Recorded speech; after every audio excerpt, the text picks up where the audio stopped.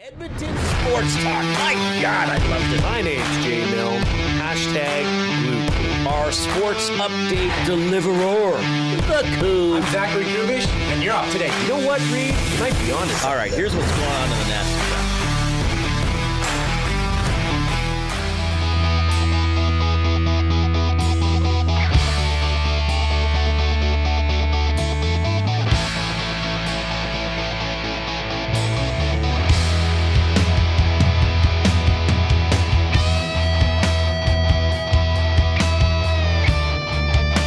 Well, you never know what you're going to see pop up in the Nasty Chat. That's our chat stream going on YouTube.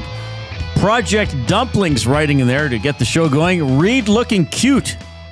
Well, I can assure you, Project Dumplings, you are one of one people to believe that. Some questions specifically already coming in for Jay Milne, who is off this week. Oh, my goodness. I'm sorry to disappoint everybody. It'll be me flying solo this week. Jason Milne taking some much-deserved holiday time. I'm sure he'll have plenty of tales when he returns next week. Triple Crown 99 was asking Jay, can the Oilers rebound this week? Two so-so teams to beat. I got to tell you something here. I do not call the Utah Mammoth a so-so team. I think that's a pretty good team, and we're going to find more out about them at 4 o'clock when Matt McConnell joins us. He is the play-by-play voice for the Mammoth, who are in a wild card spot. And they're very likely going to stay there because they're in the division with the three powerhouse teams. They have 80 points. That is 12 back of Minnesota. And they're 7 points ahead of a team that could bump them out of a playoff spot. So Utah kind of locked into that wild card 1 position. Of course, those 80 points would have them second place in the Pacific Division, just 2 behind the Anaheim Ducks, who lead the way right now. As we've been talking about on this show, Utah will likely, well, pretty much for sure, play the Pacific Division winner in the first round, and I think they should be the favorite in that series. Now, right now, they're a little bit behind Anaheim. I think Utah against Anaheim, I think Utah wins that series, quite frankly. Utah, Vegas, Utah and the Oilers, I think Utah might win that series. Now, we'll find out more about how Utah and the Oilers match up tomorrow and then again in a couple weeks because the Oilers still go to Salt Lake City twice. That game tomorrow, Oilers at Utah, 7:30 game. So we're going to have the GCL Diesel Oil Street pregame show at 6:30 right here on Edmonton Sports Talk. Hope everybody had a great weekend. The Oilers losing once again to the Tampa Bay Lightning. I'm going to say this right away. I did not think the Oilers played bad in that game. I think that they were the inferior team. But that doesn't mean they played bad. Because if you look at what's going on with the Oilers, they did not have Leon Draisaitl. Good player. Now, yes, I know Tampa Bay didn't have Victor Hedman, but the Oilers didn't have Leon Draisaitl. And then the Oilers having some other guys banged up. I mean, Trent Frederick, who's playing better lately, didn't play. Janmark's out for the season. Lazar's out until April. You add all that up, they had, a line's worth of guys, depending on how they were deployed, who really wouldn't be in the NHL under normal circumstances. So that's an undermanned Oilers team going up against a very good team with an outstanding goaltender, and they're very well coached, as Connor McDavid reminded us on Saturday night after the game. And I thought at least the Oilers had some physical engagement, had some emotional engagement, played with a lot of items that they didn't play with against the Florida Panthers, and they still lost. Now, they had a 2-man advantage. They hit the crossbar. Tampa Bay scores a shorthanded goal. That swung the game. But, I mean, look, that's really where the Oilers are at, aren't they? They're flat out, most of the time, just not good enough to beat the high-end teams, even if they play well. Now, I'm not telling you to like that. I'm not using that as an excuse or telling you that that's something that is acceptable, but I do think that's just a bit of a reality. When the Oilers play a very good team, a high-end team, I mean, you can talk about the teams in the Central Division. You can talk about Tampa Bay. You can talk about Carolina. The Oilers have played those teams and have been flat out not good enough. And there's probably a lot of blame to go around, or a lot of fingers to be pointed, or things to be discussed. And we will discuss that as we move along throughout the course of the show.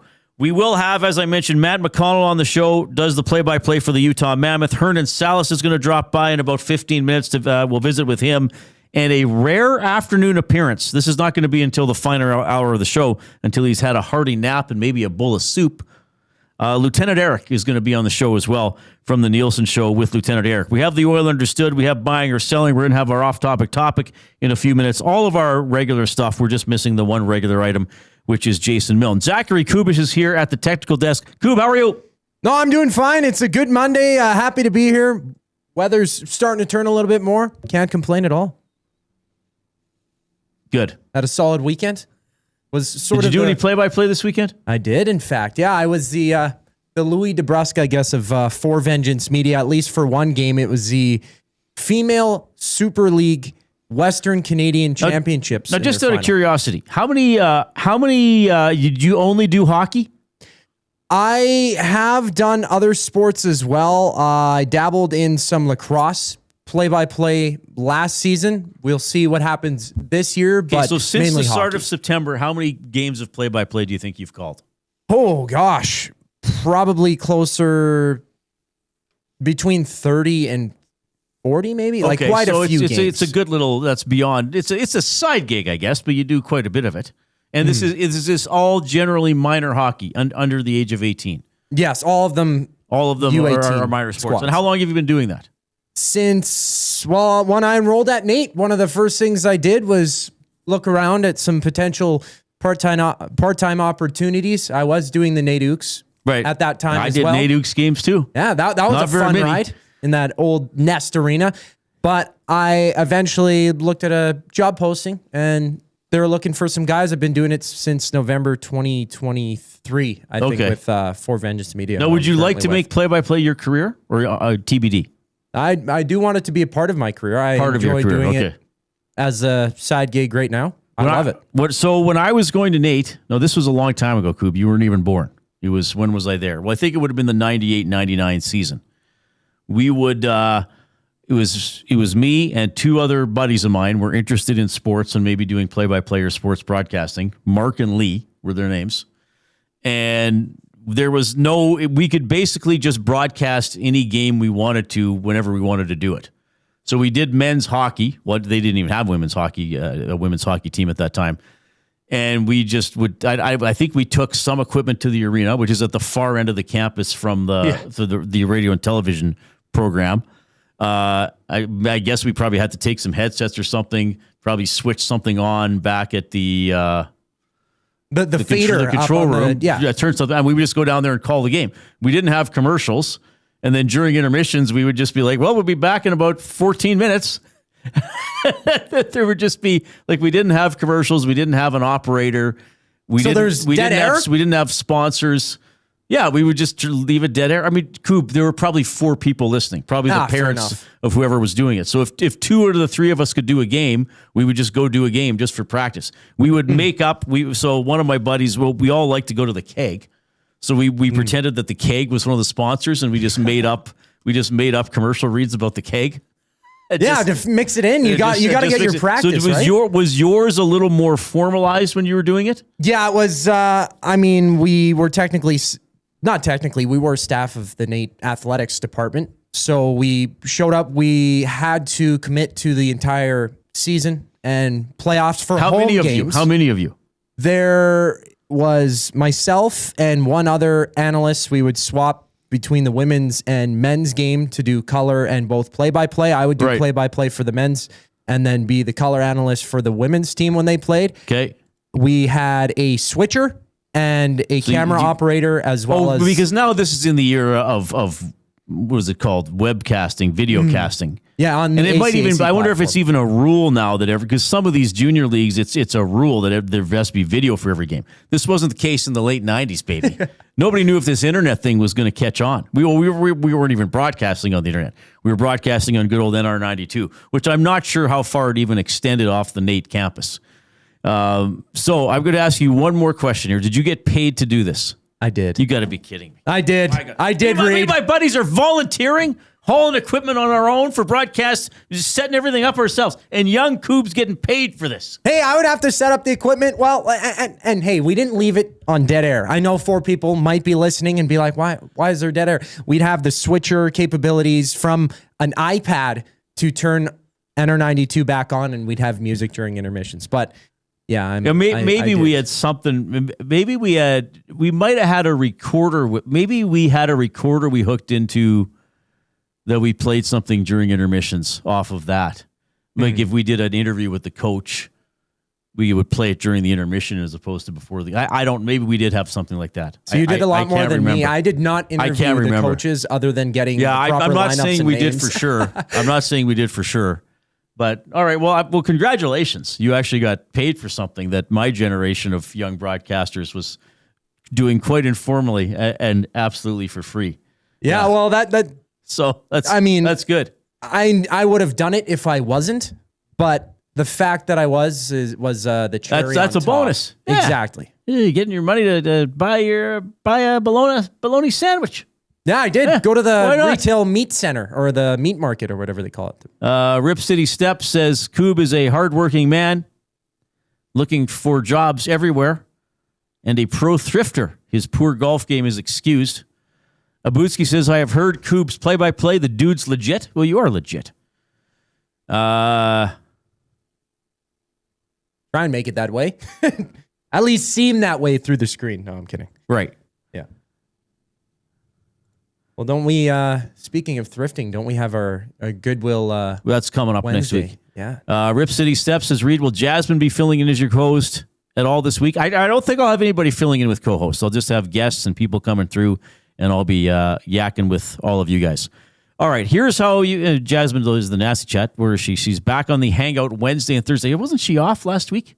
Yeah, she was. Didn't she go to Costa Rica or something like that? Yeah, the something with a C. Something starting with a C. Yeah. If you would like to get in touch, there are a variety of methods you can employ. Oh, Coob, are you watching the text? I forgot to bring up the text here. I am. I got it. Okay, good.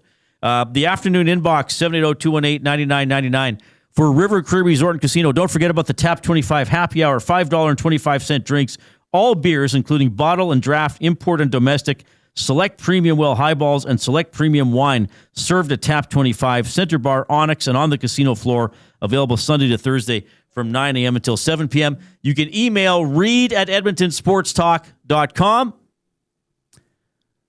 Of course, we love getting limericks. I love getting, well, you can email me your thoughts on the Oilers, the NHL, the Elks, the NCAA basketball tournament, the Seahawks winning the Super Bowl. I'd love to get a limerick or two over a month later about the Seahawks winning the Super Bowl. I'm still basking in that a little bit. It's JSN getting JSN, what did he get? 4 years? Was it like over $40 million a year? It's Not huge. bad. Highest paid wide receiver in NFL history. Not bad. Well, he's good, and they obviously chose him over Kenneth Walker. So we'll see how that works out.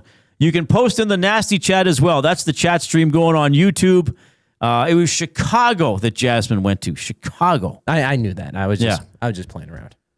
You can post in the Nasty Chat. If you are there, give us a thumbs up as well. Click that little thumbs up button. Click, click, click. Must you click? Please, please click. Must you click? You must click. Thumb, thumb, thumb. And we'll try to get, we will get over 100 thumbs. It's just a matter of how long it takes. People are going to rally. Jay would be pretty disappointed if he came back a week from today and I had to tell him that there were shows that didn't get to 100 thumbs. It would mean a lot to him. It would, yeah. It would mean a lot to all of us, He'd actually. be furious, and he doesn't get angry very often. No, you don't want to see him when he's angry. So click that. Yeah, he turns into a bit of a Hulk. So click that thumbs up button, and let's see how high we can go. We'd love to get to 155. That really is the ultimate. Oh, we got this here, too. We love hearing from this gentleman. He's going to miss Jay, I think. It's the afternoon headlines presented by 100.3 The Bear, Edmonton's best rock. Stream them on iHeart today. This is Chet Palmer with your sports report. The locals are licking their wounds after getting struck by lightning. Captain Connie sure does like Coach Coop. Hey, Jason Milne, is that a wandering eye in your pocket, or are you just happy to see me? Florida's the first top seed bounced from the bucket bonanza. The last time Gators were this unhappy, I was using them as luggage. Tight Travis gets a 3-year extension from the Chiefs. I thought he was going to retire.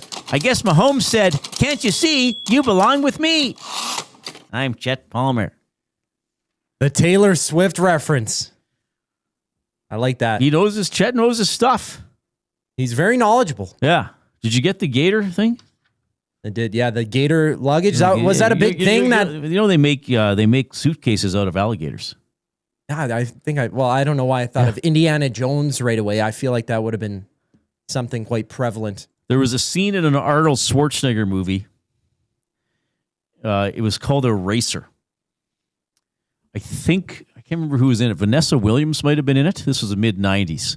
And Schwarzenegger, he always had a quip. He always had a kill line, right? Mm-hmm. So Eraser, I think he was somebody who made people disappear. I think that was the premise. He was the eraser. There was a problem person, whatever. He made it go away. So in this one scene, he's getting pursued or attacked by, I can't remember if it was an alligator or multiple alligators. So there's a bit of a sequence, and then he gets his gun and he shoots the alligator, kills it, and goes, "Your luggage." I think I've seen those though before, and I'm like, alligator luggage? You could probably get crocodile or alligator shoes. You could probably do really anything. I think you could make almost anything. Almost. Out of luggage. Maybe even a phone case. Yeah, AA is all over this. Your luggage. Your luggage. Rip City Step says, Eraser, great sequel to Pencil. Oh, settle down, Rip City Step. That is pretty funny. I thought that would have came in from I think Max. It was a trilogy. Pencil, Eraser, Ruler. Sharpener? Yes, Sharpener. Yes, how could I forget? Yeah, that might have been the Sharpener comes in there and pokes everybody. Oh, by the way, I finished the Jack Reacher book last night. Ooh. Did he have a love interest? Well, not the interest. He had yes. He I think I've now read 13 Reacher books. So this one I read was Gone Tomorrow. Oh, it's almost entirely set in New York City, the Big Apple, as some would call it. This would be I can kind of divide the Reacher books into two tiers. I would say this was in the second tier. Like they're all kind of good and they all pull you in, but some are better than others. This one had a good little mystery. The villains were interesting, quite savage villains in this one, and it's quite a violent confrontation at the end when Reacher, spoiler, is successful. What? In taking them down. No. He does. Yeah, in all the Reacher books I have read, in all of them he has a female companion, with whom he may share some intimate times, so to speak. But in this one, I believe it only happened once. I mean, there's usually sort of, he has some tension with somebody and then they engage in an activity and then they might engage in that activity, 2, 3, 4 times even. But I think in this one, it just happened one time. He was pretty busy. He was busy trying to save the world. He was pretty caught up in things. So, yeah. He did. I think in books, was it 3 and 4 or 2 and 3? He kind of even had a girlfriend.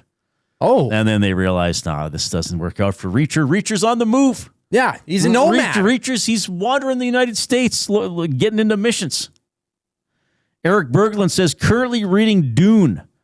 So I read Dune probably about 30 years ago. I want to say mid-90s. I think my buddy had a copy and lent it to me. The book Dune, right? Yes. And then there's Dune. And then there's Dune Messiah, and that's what now the third movie is going to be based on. That's coming out later this year. I think I've seen clips. I know there are a ton of Dune books, but somebody will know. Correct me if I'm wrong. Is kind of the heart of Dune, and then Dune Messiah, or is there a trilogy that I'm missing a third book in? I'm not sure. Somebody can help me out because I read the first Dune. I thought it was excellent, quite frankly. I'd reread it. Well, you said you read the book 30 years ago. I probably watched the movie 30 months ago. I have the first Dune book, but it is a very thick and intimidating piece of work. I haven't cracked it open yet. I might be the LeBron James of EST when it comes to reading books. Well, what, does he not finish books? Yeah, he opens it to the first page and pretends like he's reading it. He's never in the middle. Is that an actual thing? This is an actual thing that LeBron James does. He's a phony when it comes to reading books. He's a phony. Yes. Eric says, yes, Dune parts 1 and 2, so the movies, is based on Dune, and part 3 is based on Dune Messiah.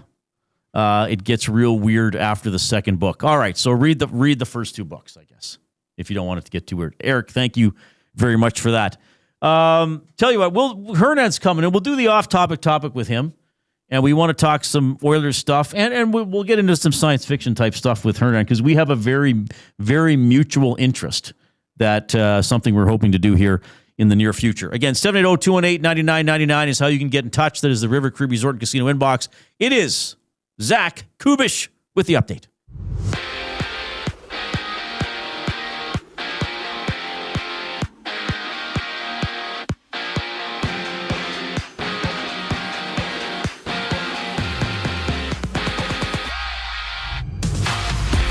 Edmonton's Connor McDavid left practice early with team trainers, but cleared up any concerns, stating to media that it was, quote, just hips and groin stuff. It's all good. Just one game in the NHL from New York. The Rangers play host to the Senators. Ottawa rolling on a 2-game win streak. They're 4 points back of the Islanders for the second wildcard spot in the East.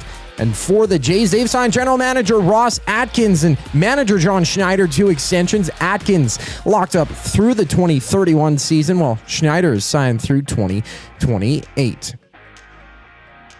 Jays not in action today, but 2 games live in spring training. Padres down 3-2 against the Mariners, while the Yankees are being smacked 15-3 by the Cubs entering the 8th inning. From Kansas, Travis Kelce has officially signed an extension with the Chiefs, inking a 3-year deal worth nearly $55 million total. In basketball, the Raptors, they tip off with the Jazz with 10 games around the NBA. It's Emmanuel Quickly, Jakob Poeltl being out for Toronto tonight quickly due to a foot injury. Poeltl managing a back issue. Raptors also signing former first overall pick Markelle Fultz to a 10-day contract as well. Hernan Salis up next here on the other side of the break on the Reid Wilkins Show. I'm Zachary Kubish, and you're up to date. 2 guys and a goalie. Jack Hughes deserves to have the golden goal puck. Hired or fired? Fired. Some things are bigger than the game itself. I mean, there is a stick that scored 2 goals in 4 seconds. So I kind of have a piece. I don't want that stick, but you don't want Darren Quinn's stick? I don't want Darren Quinn's stick, but it's Is it in the hall? Yeah. I love that. 2 guys and a goalie, presented by GS Construction. Tuesday and Thursday afternoons at noon, only on Edmonton Sports Talk. Your clear choice for Edmonton sports. We have what you're looking for. GD Liquidators is Edmonton's one-stop shop for new and used warehouse, office, and industrial items since 1987. You'll find what you want when you want it. Give us a call, visit us in-store, or check out the monthly auctions at gdliquidators.com. 100% Canadian-owned and operated. We have what you are looking for. GD Liquidators. It's a rezzed up reimagining, a cultural celebration, and a smash hit. River Cree Resort and Casino brings you Bear Grease the Musical. Don't miss this hilarious spin on the 70s classic, replacing T-Birds and Pink Ladies with a cast of characters that spotlight Indigenous language, music, and moves with a Broadway flair. Iconic numbers get a bold new spirit and the audience favorite, Bear Grease. April 26th in the venue at River Cree. Must be 18 plus. Get info and tickets at rivercreeresort.com. GCL Diesel has been serving oil country since 1972. From diesel cars to SUVs to pickups. From farm tractors to school buses to a big rig. From diesel generators to forklifts, GCL can test, troubleshoot, and repair all diesel fuel system components. Whether it's injectors, pumps, turbos, filters, or additive, GCL has the parts you need to keep your diesel running the way it should. For genuine diesel parts at wholesale prices, visit GCL Diesel in the West End or online at gcldiesel.com. GCL Diesel. Diesel understood. Real fans don't stroll in at puck drop. They claim territory. They study the screens. They get into their spot, which is why this matters. The Canadian Brewhouse now has happy hour. Brand new. Tons of options. And the good stuff, like our espresso martinis and our cracked pepper and sea salt dry ribs. Monday to Saturday, 2 till 6 p.m., starting at $3.99. That's more than enough reason to come early. New happy hour at the Canadian Brewhouse. If you're serious about game day, we'll see you for happy hour. Hey Edmonton, did you know a local Play Alberta winner scored over $430,000 on Desert Fantasy? Think about the rec room you could build with that kind of cash. From major casino winners every hour to jackpots worth millions and hundreds of popular games to money that stays in the province, there has never been a better time to sign up for Play Alberta. Download the app today to get started with casino, sports, and lottery, all in one app. Must be 18 plus to play. When you gamble, use your game sense.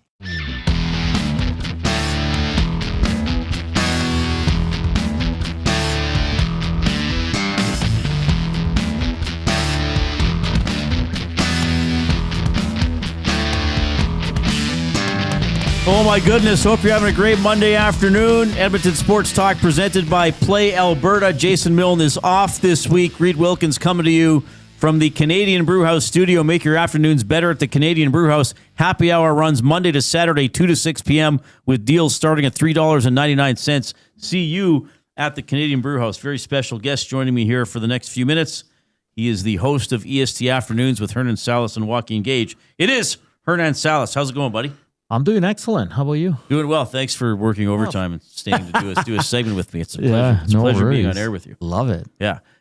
We have a few things to talk to with you. I don't want to keep you too long, but I want to cover off all the important points. Sure. Do you want to help with our off-topic topic? Sure. See if we're so. What was the whole big thing Saturday? McDavid's comments. McDavid comes out. He's asked about Kucherov, and he praises. Well, let's play it, Hernan. I happen to get it ready. So this was McDavid asked about Kucherov. Yeah, it's been great. Obviously, playing on a great team with a lot of great players over there. They got a great system. They're perfectly coached. They all know what they're doing. All over the ice, it's impressive. They're a great team. All right, so he's asked about Kucherov, kind of praised the whole team. For sure. Interesting that he said perfectly coached. That's a very strong way to put it. Could have said well coached. Yeah. That's kind of how most people express it. And then there was another clip. I'm not going to play both of them because it's older, and he updated some of his thoughts today, basically saying he wasn't trying to take a shot at anybody. Yeah. But it was noteworthy. Like when I was hearing that in the moment, I thought like, oh, he's really praising Tampa Bay. And then, he talked about how, what did he call them? Organized and rehearsed? Yes. That they were, which I think are two words you would not associate with this year's version of the Edmonton Oilers for the most part. I asked Knobaluch about that after the McDavid availability, and Knobaluch basically didn't agree with the premise of my question.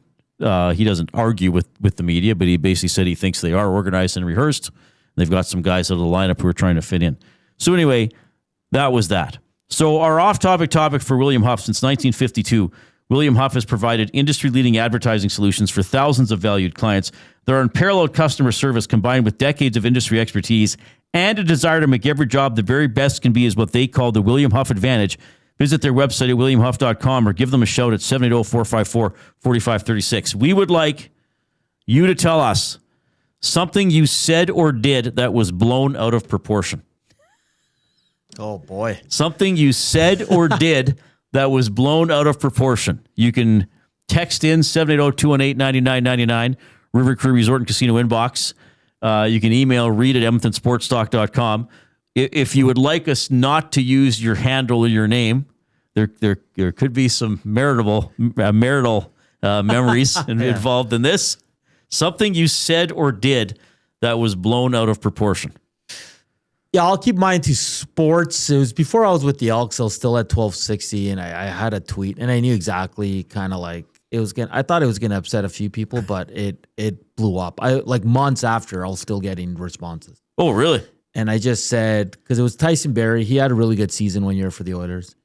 Everybody wanted to get rid of him, and I just said, after all the complaining about a right shot defenseman, you finally have one who was up, and I think he was top 5 in scoring for defensemen, and you're still not happy. It wasn't phrased that way. I probably used more colorful language, and it exploded. And my point was just that Tyson Barrie had a good year, and he's a right shot. Right. And people, like I said, it was 2 months after, and I was still getting responses. Like angry. So, sorry, he was an Oiler, or he wasn't? He was an Oiler. He already was an Oiler, yeah. Yeah. And instant regret about a week after. I'm like, why did I even post that? Because it just was nonstop. Right. Yeah. So probably that one. Yeah. Yeah. That's an interesting one. But you didn't really do anything wrong. It just got blown out of proportion. Yes. Like, I think, now you can post anything you want, or maybe it's something you did where it's like, okay, I made a mistake and I should have got been disciplined 10 out of 100 and I got disciplined 80 out of 100. Or I got disciplined though by the Twitter people. The reaction to but I don't know if Twitter is a natural thing for reality. Yeah, I think in our professions, you're always going to have extreme reactions. Yeah. Sometimes you and I don't spend a lot of time looking at that or arguing with people because you're not going to get anywhere. It's just a waste of your time. One of the best things being with the Elks for 3 seasons, I couldn't really tweet about sports unless it was right. And that kind of led me back into this world. But I don't tweet as much as not even close read. I would tweet every game, 100 texts during an Oilers game. Yeah, right. I was, and just anything in sports general. And now it's I just don't feel like arguing with people. Yeah. The 55-yard line in the nasty chat says, one time I had the nerve to exist, and that made a commissioner overreact and remove me. That is tough. Yeah. I don't know if that was a good one. But yeah. I'm sure I have a lot of ones that I just rather not share. Yeah, that is tough, 55-yard line. Yeah. I got something I said or did that was blown. Well, I have a work-related one. I think I might have already told this story. I probably wouldn't have told it a few years ago because you don't want to seem like you're attacking people that you deal with professionally. But once I can't remember what it was, but I asked Peter Chiarelli a question in a scrum, and the Oilers media relations person came up to me after and said, "You're done. Chiarelli will never talk to you again." Yeah, and I was like, "What are you talking about?" He's like, "Well, you were all over him with that question." I don't even remember. It might have been about Jesse Puljujärvi or something. I don't remember shouting it at him or acting snotty. I might have started. Yeah. I might have started the scrum and kind of jumped in with it, but you got to start somewhere. And I was like, "Are you being serious?" He's like, "Yeah, he'll forget about ever getting," because I was with Chet, so sometimes you might get the GM before a game. He's like, "Forget about ever having him on your show." Wow. And I was like, "You're seriously taking it to this point?" He's like, "Well, you made him mad." And I was like, "Well, okay, I guess I can talk to him and smooth things over." And then I was told, "Well, don't do it now. Give him a couple days to calm down." I'm like, "Okay." So now I Peter Chiarelli. Obviously, he's not well remembered as a GM in this market, but I mean, he's a human being. He had a very stressful job. I'd heard behind the scenes that he was not a fan of doing media. Somebody told me once that Chiarelli said, "I don't. Why should I do interviews that doesn't help us win?" Yeah, and he was told, "Well, maybe not, but you got to talk to people and talk to the fans." So a few days later, I guess in the hallway or something there, and Chiarelli walked by, and I was like, "Hey, Peter, you got a sec?" And he stopped, and I just turned and faced him, and I went up to him, and I said, "Hey, I understand, you didn't like something I said the other day. I said I'm not about attacking you. I'm not thinking I'm gonna go on the radio and embarrass you. I was just, but I will say this: I was very conscious not to say I'm sorry, because I felt I had nothing to apologize for. Yeah. So I said, I'm not out to get you. I was just asking a question. If it maybe it came across the wrong way.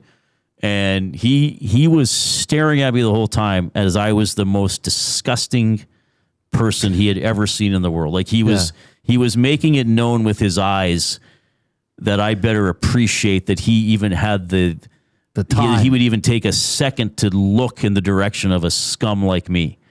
And I finished talking, and he kind of just growled, "Thanks." And by the time the NK and the S were out of his mouth, his back was already to me, and he was walking away. Wow. And I'm just kind of that to me, that's something that was blown out of proportion. Oh, 100%. That could have been handled, I think, from the Oilers' standpoint, totally different. Yeah. And I think, well, you see me behind the scenes, and you're like that way too. We go over, I think I would admit if I was like, you know what, I probably kind of screwed up the question a little bit. I kind of look back on that and I was like, I don't really think I did anything wrong. Maybe I asked him a question he wasn't expecting. I don't know if that's on me.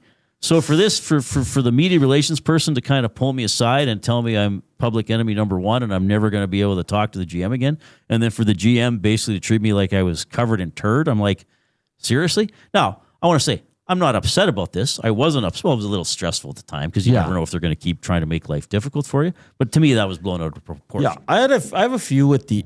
Why even bring it up because I can't share them, but a few with the Elks for sure. And this just in, I'll tell you this: most sports people, whether it be in management or coaches or players, they really don't like doing media. And it's nothing against the media people, for the most part. No, it's just they just don't want to do it. Yeah, it's always they do it because they have to. They do it because they have to. It's not something that it's part of the job. Yeah, yeah. They don't, and like even what Connor said Saturday. I don't think when he's saying that. I know there's the theorists who are always like, yeah, Draisaitl and McDavid are out to get Knobaluch. Yeah, but the people who are saying that hate Knobaluch. Yeah. So don't take your feelings about Knobaluch and put them on hockey players because you don't understand how they feel. And sometimes they don't know what question is coming. And just because he said their coach, like he played for Jon Cooper twice. Right. He might really love the way Jon Cooper coaches. That doesn't mean he hates Knobaluch. You can like multiple coaches. Right? Like it's this whole thing that, he wants to go play in town. Like there's an idiotic title on a group on Twitter about McDavid. It was like McDavid hinting that he wants to go to Tampa Bay. That's not it. No. He's just praising a guy that he has a lot of respect for. Right. And it's so blown out. Like I thought it was, I don't know, Reid. It's because they're having a bad year. Right. They're having a bad year. I've always said the time, they can't beat a good team. We're just so everything that's said now, it's like, well, they want Knobaluch out. Maybe they do. Who knows? But I can't see Connor McDavid being a captain of an NHL team and leading the charge to get a coach fight. I can't see it. Sorry. Library Pat says Hernan's dependence on Evan Dom is the obvious blown out of proportion. No, Nielsen continues to stoke that fire. That's a good one. Excellent one. Okay, I'm going to read this on the fly, and hopefully it's appropriate from Collingwood Rob, who I trust. So I'm reading your text just as I'm getting it. When I was 23, I was officiating a Bantam AA game in Castle Downs. I would adjust my can at a face-off at times. Hopefully everybody knows what that is. While waiting for my linesman to drop the puck, I just finished throwing a player out for a deliberate check from behind. She thought I was giving her the crotch grab. After the game, she would not let me get off the ice. I said to the coach that if she's watching my crotch during her son's hockey game, then she has some serious marriage problems at home. Well, the coaches all laughed, as did the players. But she heard it and lost her mind, had to be escorted out by the rink attendant. After that, they added an extra door for the refs to get off the ice. Wow. So sorry, it was the parent of the player, I guess. Yeah. That would be a bit of a misunderstanding. Yes, it would be. Blown out of proportion. I'm going to have McDavid's updated, the comments from today, some stuff Knobaluch said as well. Tristan Jarry spoke. He's going to start, by the sounds of it, one of the two games on the upcoming road trip. Probably not going to play a lot, but they are going to give him a game here. So I watched on Friday night, Hernan, I finally watched F1. Yeah, the movie. It is good.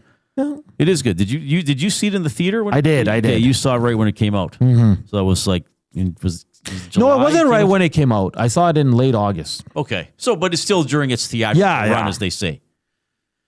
I enjoyed it. I thought, like a lot of movies these days, I thought it was a little long. It was. Yes. Almost 2.5 hours. I mean, it probably could have been 2 hours or 2 hours and 10 minutes. Yep. I agree with that. But for a movie, and I like a variety of movies. Like if you want to be a high concept, intellectual, make me think type of movie, then go for it and do that.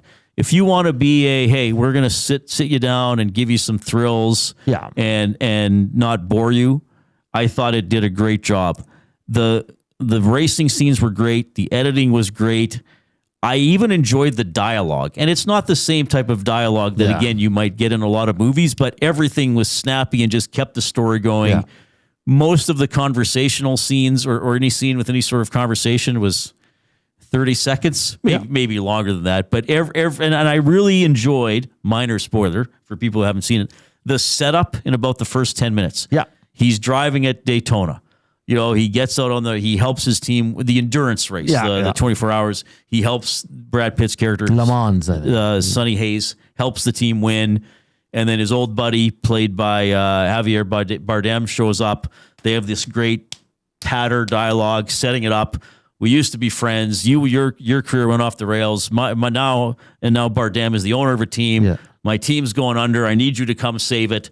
I'm not going to do it. Okay, I'm going to go do it. And that's all set up in the first 10 minutes. It's great. Yeah, it's not realistic dialogue, but it's not totally hokey either. Like it's just enough to get you going. Racing scenes look great. His little rivalry / friendship with his teammate was fun. Like it's a higher end popcorn movie, I guess is how. Oh, 100%. And when we had Tim Houraney, who's an F1 guy, he said, enjoy it for what it is.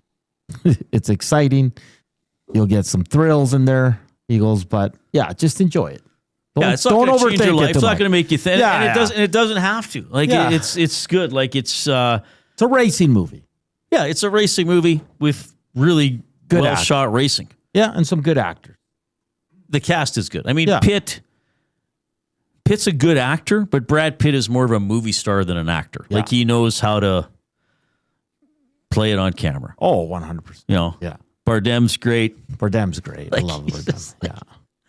All right, so we saw that. Now, we share a common passion. Yes. And that is for Ryan Gosling in outer space. Yes, we do. Are you going to go? So we're talking about Project Hail Mary.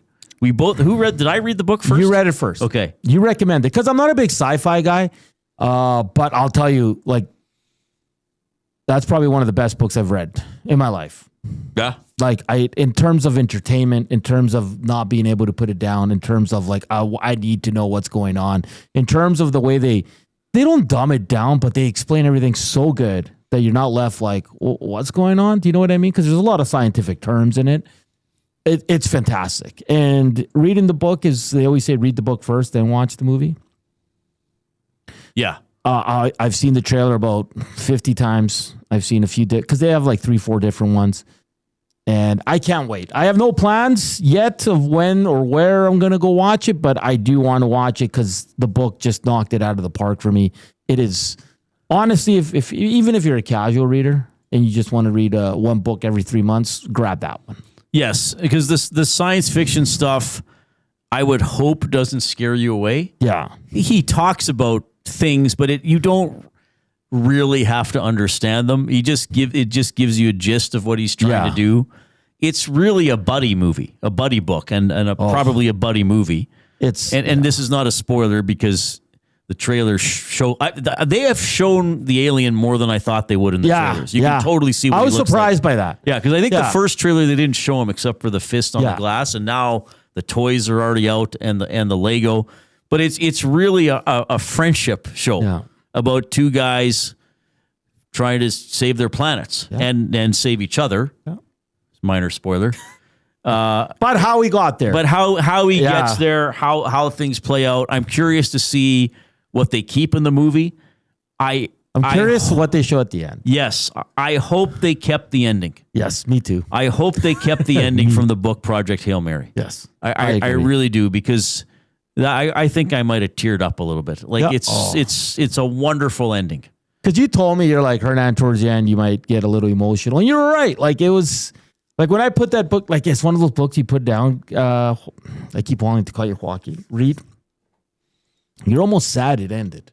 Yes, that's a good point. Do you know what I mean? Yes. It's like, damn it. Like I needed like a week after to dive into another one because I was like, I'm not over this one yet. Yeah, really well done. And obviously, Andy Weir wrote The Martian. Yeah. Which I thought both the book and the movie were kind of underwhelming. Okay. For some reason, I read his other book, Artemis. It's actually not that good.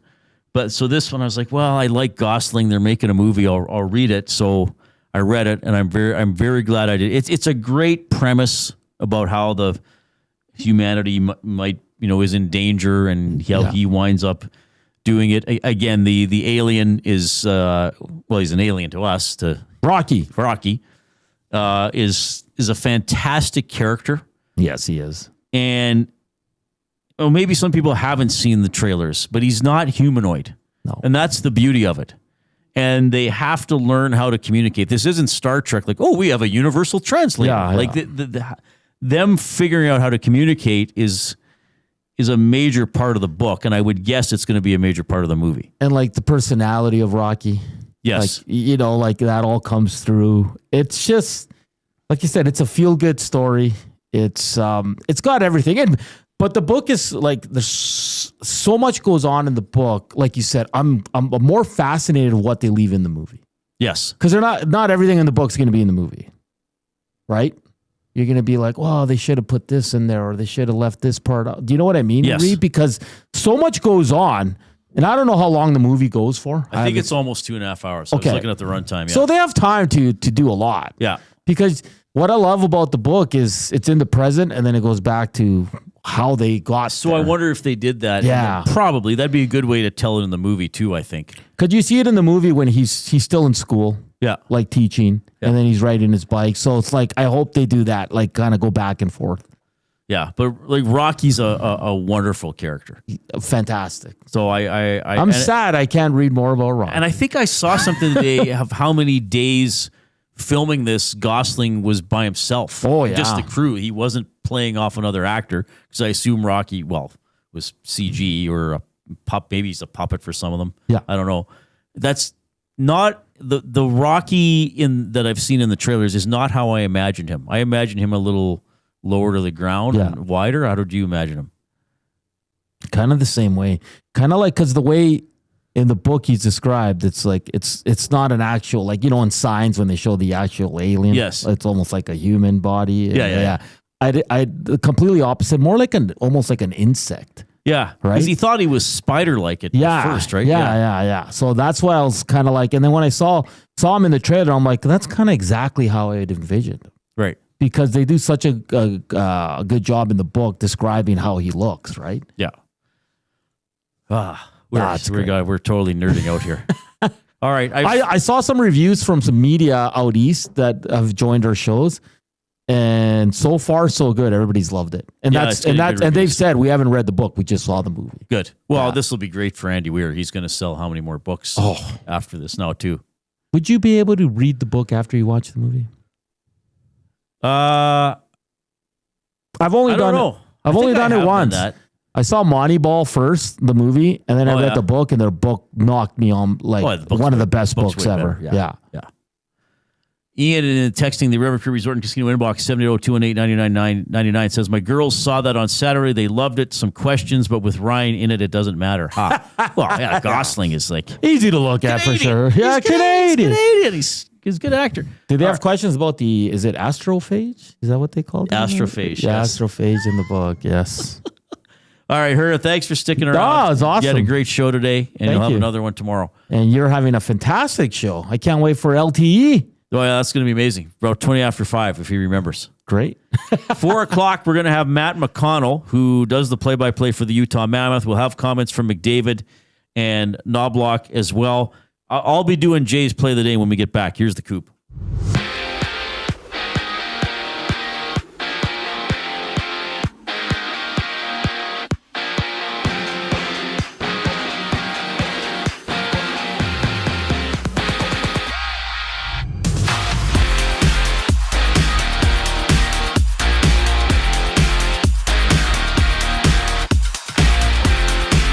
Edmonton's Connor McDavid left practice early with team trainers, but cleared up any concerns, stating to the media that it was, quote, just hips and groin stuff. It's all good. Only one game in the NHL today. The Rangers and Senators match up out east. Ottawa on a 2-game win streak. They sit 4 points back of the second wild card spot.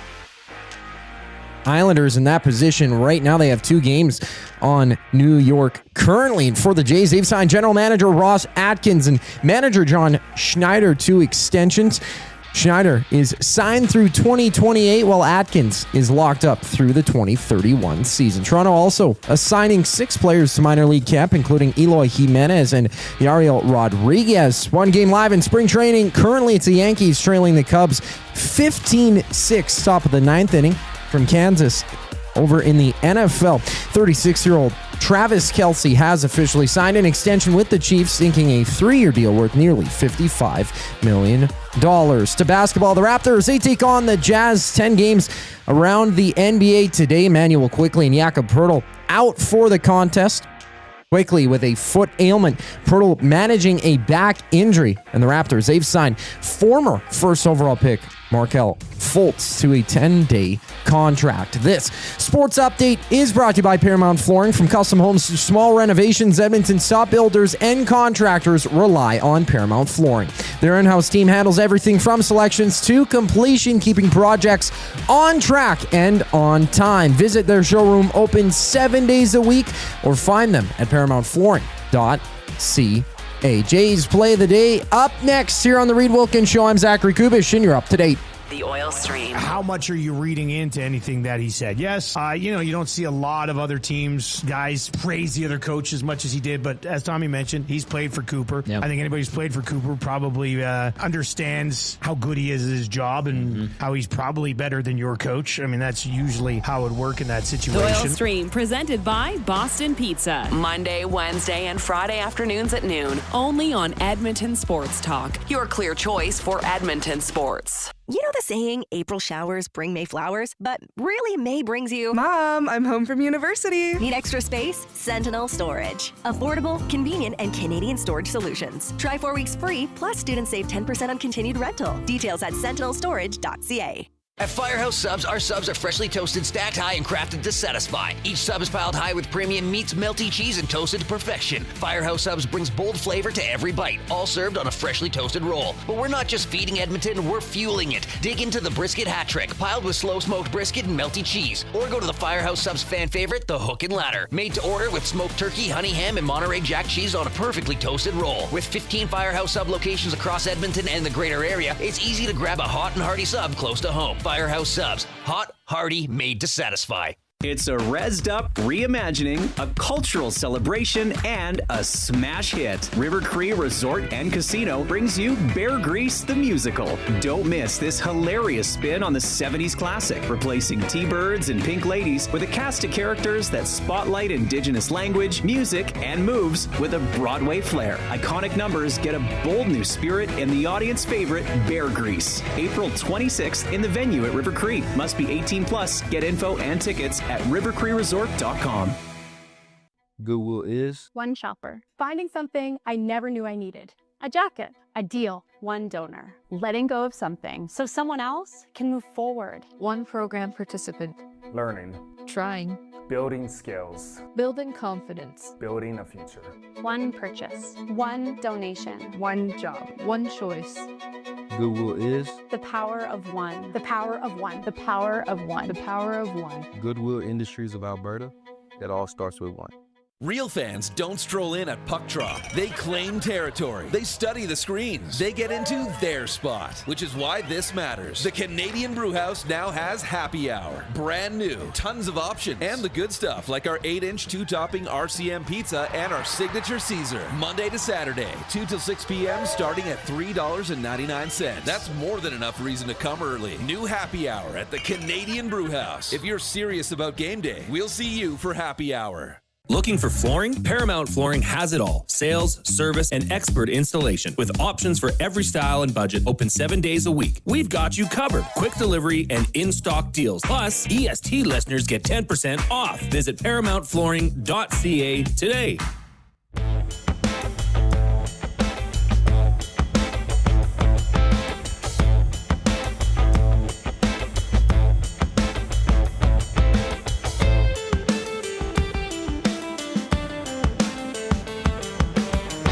All right, happy Monday afternoon. We got comments from Connor McDavid, Kris, Knobaluch, new comments, not the ones from Saturday. We have new stuff from after practice today. Coming up, Matt McConnell's going to join us, play-by-play voice for the Utah Mammoth as well. They've been looking pretty good in that tough Central Division. So practice today, McDavid left the ice early, but he's fine. Good, just hips and groin stuff. It's all good. All right, so nothing really to worry about. So Lazar filled in for him. But really, the lines were McDavid with Podkolzin and Savoy, Nugent-Hopkins with Roslovic and Hyman, Szymanski with Dickinson and Kapanen, and Henrique with Jones and Järventie on defense. Kind of jumbled around. Wallman with Bouchard, Nurse with Ekholm, Emberson and Stastny rotating with Murphy. Kind of curious there. We're very likely going to see Tristan Jarry in goal one of the two games on this upcoming road trip. All right. It's Jay, it's play, he's Jay, it's today. It's Jay's play of the day. It's Jay. Jay's play of the day. Jay's play of the day. And Jay's play of the day is presented by Play Alberta. You can skip the flight to Vegas because jackpots are just a tap away. Experience all the thrills of the casino right from your phone with Play Alberta. Download the app today and go to playalberta.ca. Look for bonuses online or elsewhere and get going. So I'm doing this week, Coop. Well, at least I'm doing today's.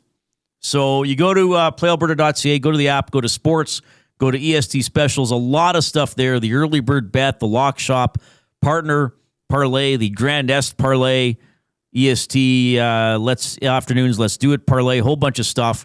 Jay's play of the day is related to, that's the only game in the NHL tonight, eh?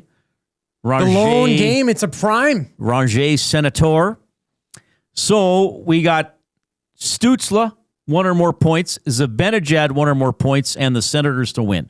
It's been boosted, and so do you have the odds open there, Coop?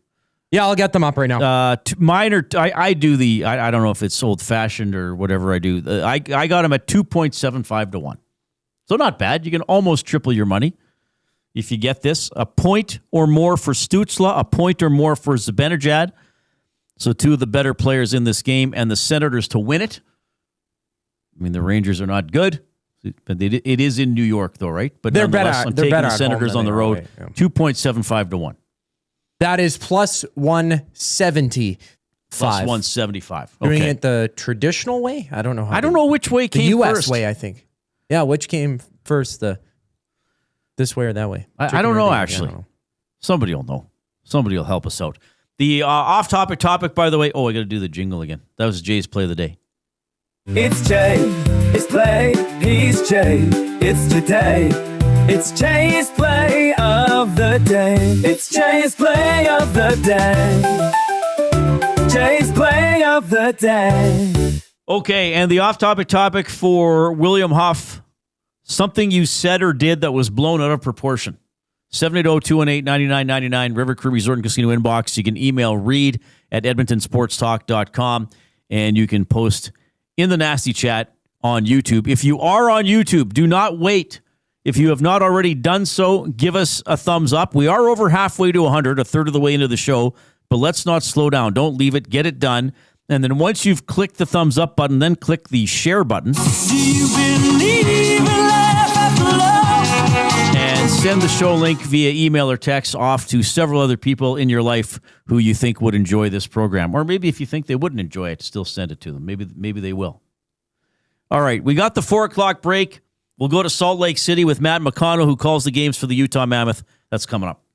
The Lock Shop. Gus, tell us why Gus was in the shootout. Oh my God, I laughed so hard when he was saying that. If you could have seen the collective gasp at Wind City when Gustav Nyquist came out for the second shootout attempt. I mean, it was a moment that I'll remember all season long. In fact, it'll be one of those things when we look back at a disappointing season. Remember that afternoon game in Pittsburgh? The Lock Shop, weekday mornings at 11, only on Edmonton Sports Talk, your clear choice for Edmonton sports. Love the thrill of competition, but prefer to keep it classy? Well, it's as classy as you can get when Dustin Nielsen is the host. Join us April 14th at Bellinskona for Edmonton Sports Talk Bid for Kids, presented by GS Construction. A night filled with special guests, auctions, and a ton of prizes in support of kids sport. No whistles, no play clock, just a room full of generous hearts. EST's Bid for Kids. Get your tickets at kidsportbidsforkids.com. Use promo code ESTBIDS for 10% off.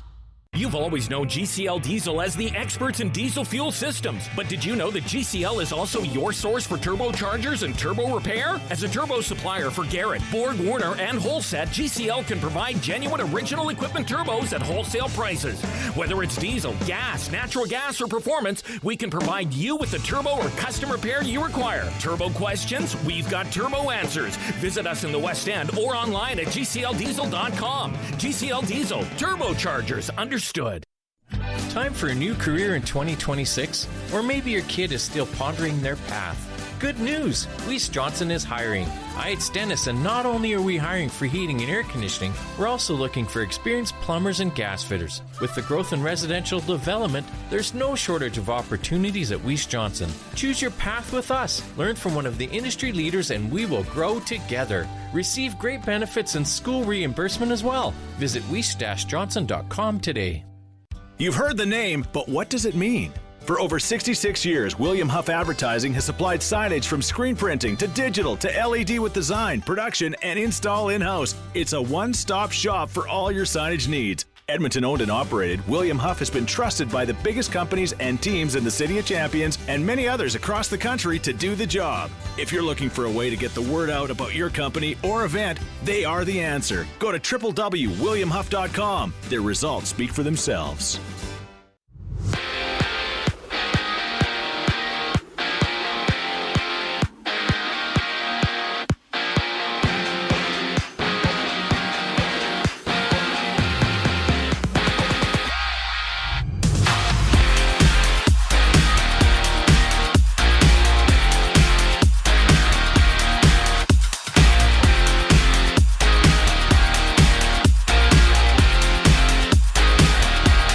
The lone game in the NHL, it's the Rangers and Senators dropping the puck at 5:30. Ottawa on a 2-game win streak, sitting 4 points back of the Islanders for the second wildcard spot in the Eastern Conference. And for the Jays, they've signed general manager Ross Atkins and manager John Schneider to extensions. Atkins locked up through the 2031 season, while Schneider is signed through 2028. Toronto has also assigned 6 players to minor league camps, including Eloy Jimenez and Yariel Rodriguez. Toronto back in action. Their home opener to kick off the season on Friday against the Athletics. From Kansas, 36-year-old Travis Kelce has officially signed an extension with the Chiefs, inking a 3-year deal worth nearly $55 million. To basketball, the Raps, they've signed former first overall pick Markelle Fultz to a 10-day contract ahead of tonight's matchup with the Jazz. Emmanuel Quickley. Jakob Poeltl will sit out for the Raptors quickly due to a foot injury, while Poeltl is managing a back ailment. Tip-off for that one is at 7 o'clock. I'm Zachary Kubish. That was your Sports Update. Hour 2 of the Reid Wilkins Show starts right now.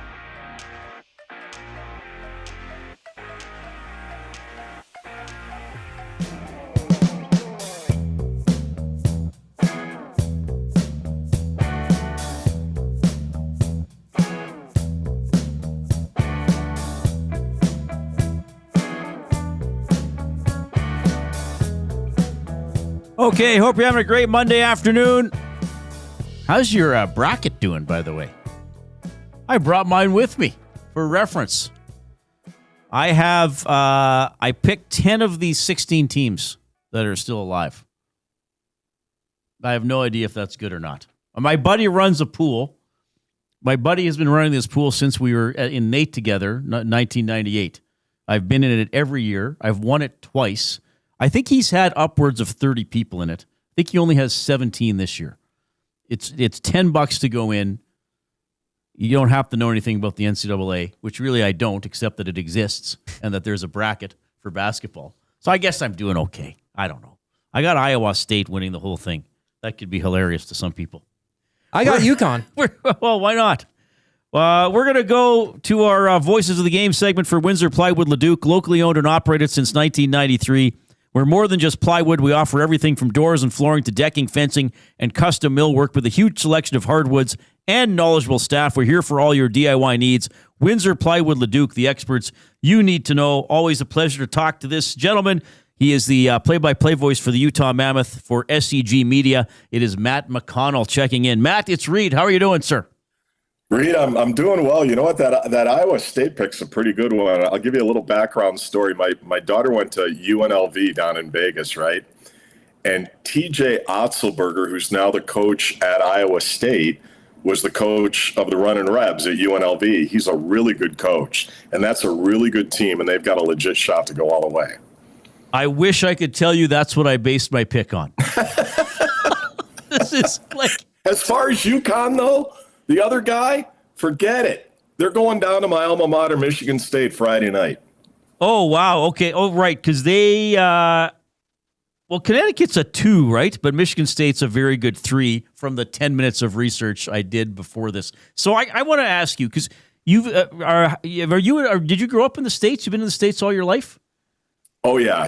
Okay. And to make it worse, when I was really little, I grew up outside of Chicago on the Indiana side. So that was a basketball crazy place. My dad actually got an offer to play at Iowa State years ago. Like he was a World War II veteran. He was a pretty good ball player in high school, but he ended up going to Indiana University. He chased my mom down to Bloomington, I guess, and he got cut like the second day when he tried out for the team. So in terms of, now I don't know if you do a pool or pools or fill out the brackets. Oh, yeah. So is it, how widespread is it? Because I feel like a lot of people in Canada do it, but a lot of people are like me. I don't know. But how closely is college basketball followed, maybe compared to college football, NHL, like those other types? I guess anything that's not the NFL, quite frankly. Yeah, the NFL is kind of on its own level, right? No, it is very popular here. One of the websites, and I don't know if it was ESPN or CBS, they actually had a boss button up in the corner of your bracket. So if you're, and I don't know if they still do it, but if you were in the office checking your bracket and you see your boss coming around the corner, you could hit this thing called the boss button, and it would pop up instantly like a phony spreadsheet of something. Well, it was amazing, especially for those of us lucky enough to work in sports as we are here at EST, Thursday and Friday, just having the TVs on. You know, something's going on. The games start at 10 a.m. Mountain Time. Even yesterday, even though they've pared down the field Saturday and Sunday, they still basically have a full slate of games. Like, you turn it on. And the beauty of the tournament is the seedings tell you who should win, right? I mean, if you're a non-hockey fan and you turn on the Senators and the Rangers tonight and you ask somebody who's the favorite and they're not a hockey fan, well, I don't know. You turn on the NCAA tournament, well, they're a 3 and they're an 11. I can't name a player, but the 3 should win. So the fact that the 11 is up 2 minutes with 5 minutes left, is up 2 points with 5 minutes left, is telling us we need to watch this game because something. Yeah, and I also think, you know what? I also think, Reid, that with the NIL money now in college sports in the States, it's harder and harder for those Cinderellas, those 15, 16 seeds to knock off the big boys. And it's kind of taken a little bit of the romance out of the tournament. Yeah, I was reading that too, that there might be fewer double-digit seeds. Yeah. I guess Florida as a 9 made it right. They upset, or sorry, Iowa upset Florida, and the 9 upset the 1. But anyway, Iowa State, I'll text you after the tournament. I didn't mean to hijack your show, Reid. No, trust me. We meander a lot on this show. That was nothing compared to that. But Matt McConnell is checking in with us. He does the play-by-play for the Utah Mammoth. So here's one thing I quickly noticed about this team, and I've been speaking very highly of Utah, especially over the last couple of weeks. For comparison's sake, the Utah Mammoth have 8 players with 30 or more points. Right. The Edmonton Oilers have 7 with Roslovic right there. So not a huge difference. But the Utah guys are a little more bunched together, right? I mean, McDavid's way ahead and Draisaitl's way ahead. I mean, this is a pretty well-rounded, dangerous team, I think. Yeah, that's they're a group, right? They're not obviously we don't have a Connor McDavid. We don't have a Leon Draisaitl, but we do have a lot of balance. And I think if we do get into the postseason, that's going to help the group, right? So Keller is a little bit off in his goal scoring, but he's as dynamic as ever. Edmonton fans know how great Dylan Guenther is when he played in the Dub. And, pure goal scorer, he's been terrific. He had the lone goal against Anaheim on Friday night. Logan Cooley, there's a lot of threats, and I really think they've done it right, but it's not, you got to go, and this, Reid, you got to go back to the Arizona days, right? Because when Bill Armstrong took over, he was the GM there for either 2 or 3 seasons, and he had to make hard decisions, and trust me, I went through it. I went through the tear down, right down to the studs, and the uncertainty and all of that. But what Bill did through all of that was he took on bad contracts. He got draft picks. He got some players that could come in, be plugged into the lineup, be serviceable. But along the way, he accumulated a lot of draft picks. And one of the big deals was when he sent Connor Garland and Oliver Ekman-Larsson to Vancouver. He got a first-round pick out of that deal, and he took on really some bad contracts coming back the other way. But that first rounder turned out to be Dylan Guenther, right? So he's he hits for singles, I guess, if we want to use a baseball analogy, because I heard your promo, about the Jays opening up Friday night against the A's, and I'm a big Pirates fan. I'm looking forward to them playing the Mets this upcoming week. But really, he's done a really nice job of building the lineup and getting a lot of pieces to get them to this spot where hopefully they're going to finally bust through and make the postseason. I got to ask you more about Guenther, because I used to interview him all the time when he was an Oil King. Him and Jake Neighbors came on together a couple times and were just an absolute blast. I mean, he's got a shot at 40 goals. He doesn't turn 23 for another couple of weeks. I mean, as advertised, I think, so far for this young man. Well, he's amazing. I think he's got one of the best one-timers in the game. His shot is incredible. I think where his game has grown is he's learned to play on the defensive side. He'll strip pucks, go the other way, create steals, turn all of that into offense. And he's just got he's a nice kid. He's got a real good disposition. He's easy to root for. I think when you look at the core, right, you've got Nick Schmaltz locked up. You've got a bunch of Stanley Cups on the back end now, a little more of a veteran group back there, guys like Nate Schmidt, Ian Cole, the Mackenzie Weegar deal from Calgary a couple of weeks ago.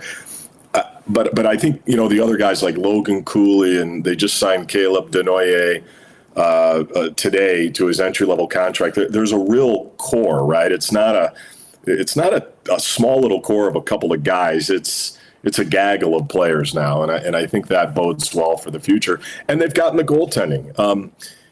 Karel Vejmelka's been the workhorse.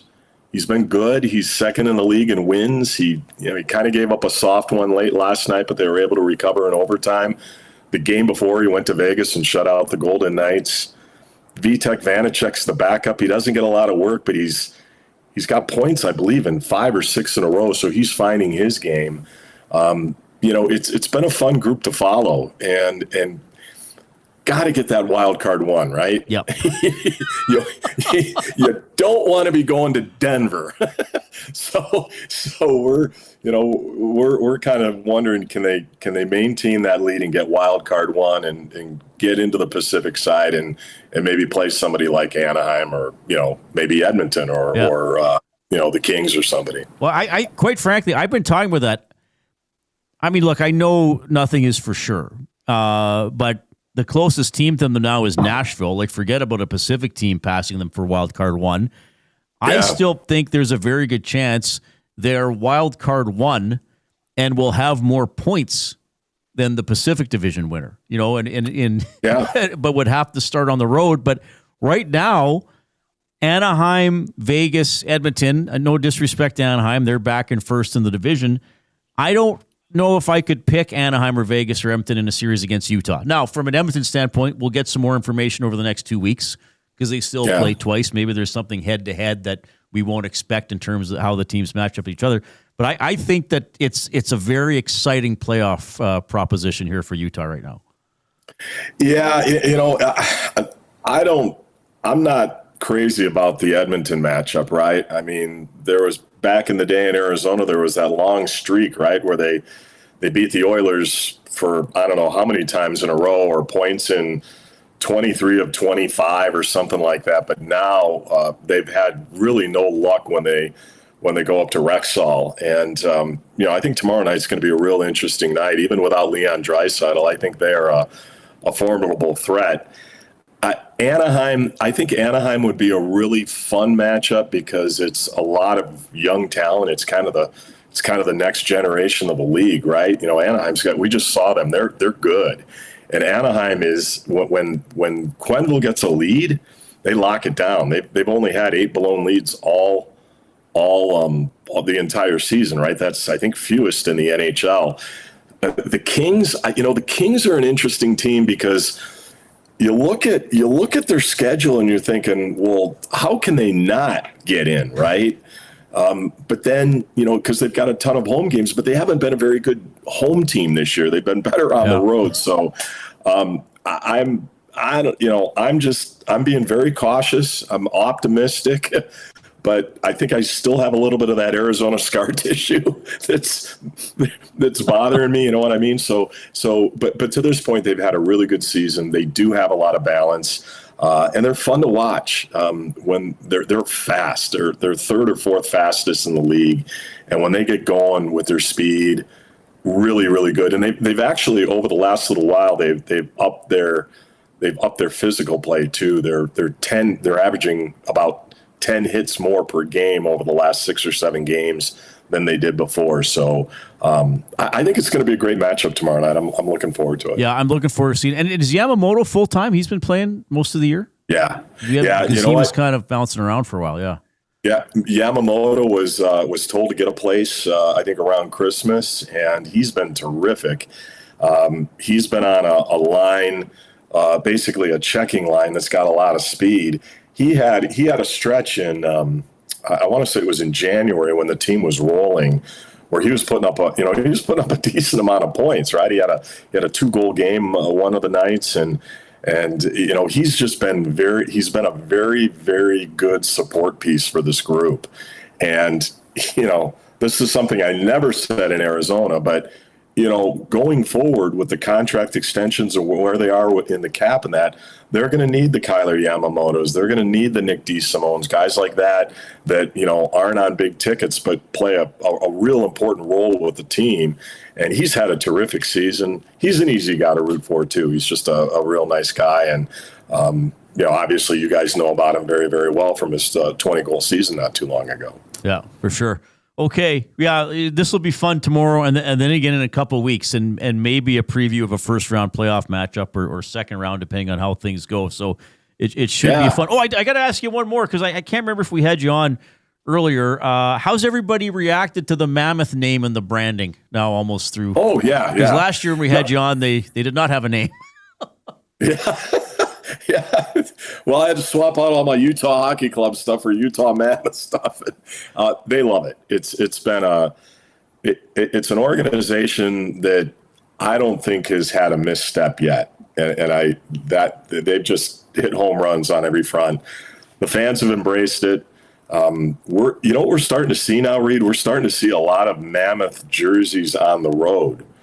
It's starting to pick up, which is kind of fun, right?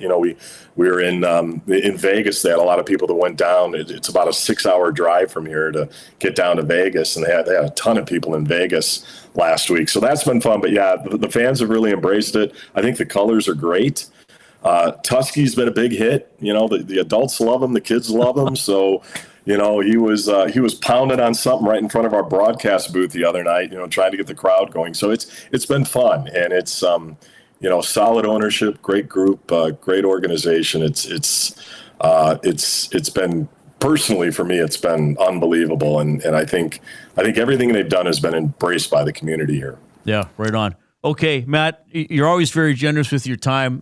Thanks for hopping on the show, and we may bug you again in a couple of weeks. Who knows, depending on how our schedule shakes down leading to that. But have fun calling the game tomorrow night, though, and be nice to Mooner, eh? Okay, yeah, I will. He's like the easiest guy to be nice to, but I'm joking around. Yeah, he is. Okay, see you soon. All right, bye-bye. Matt McConnell, voices of the game for Windsor Plywood Ledoux. Good overview there of the Utah Mammoths, who are like I've been saying, are a really good team. I think a very dangerous team. I think a difficult opponent for the Oilers tomorrow night. I mentioned sort of their balance. I mean, you got Keller, 68 points, Schmaltz, 63, Gunther, 59, Sergachev on the back end, 46, Peterka, 42, Kraus, 37, John Marino, who was briefly an Oiler, 32 points, 28 them assists. Logan Cooley up there with 30 points, and he's missed a lot of time this year. He's missed about almost 30 games. So just kind of a solid, deep team. Like you said, they can skate. Kyler Yamamoto's on the Mammoth. He's played 49 games, has 10 goals and 8 assists for 18 points. I think this is going to be a very, very tough test for the Oilers tomorrow, and maybe another indication of where they are as we get ready for the postseason. Good to have Matt McConnell on the show. Of course, you can text us. 780-218-9999 is the River Cree Resort and Casino inbox. Check out the River Cree mobile app. It's free to download. You can get exclusive offers and promotions, show tickets, make reservations for hotel rooms and restaurants. It's safe, secure, and easy to use.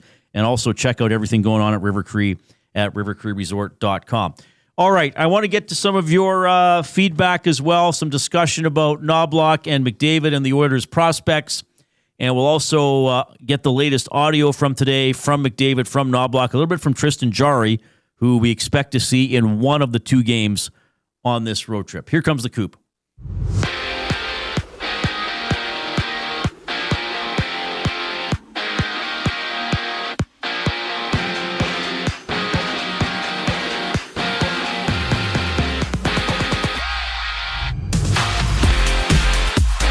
Just one game in the NHL today.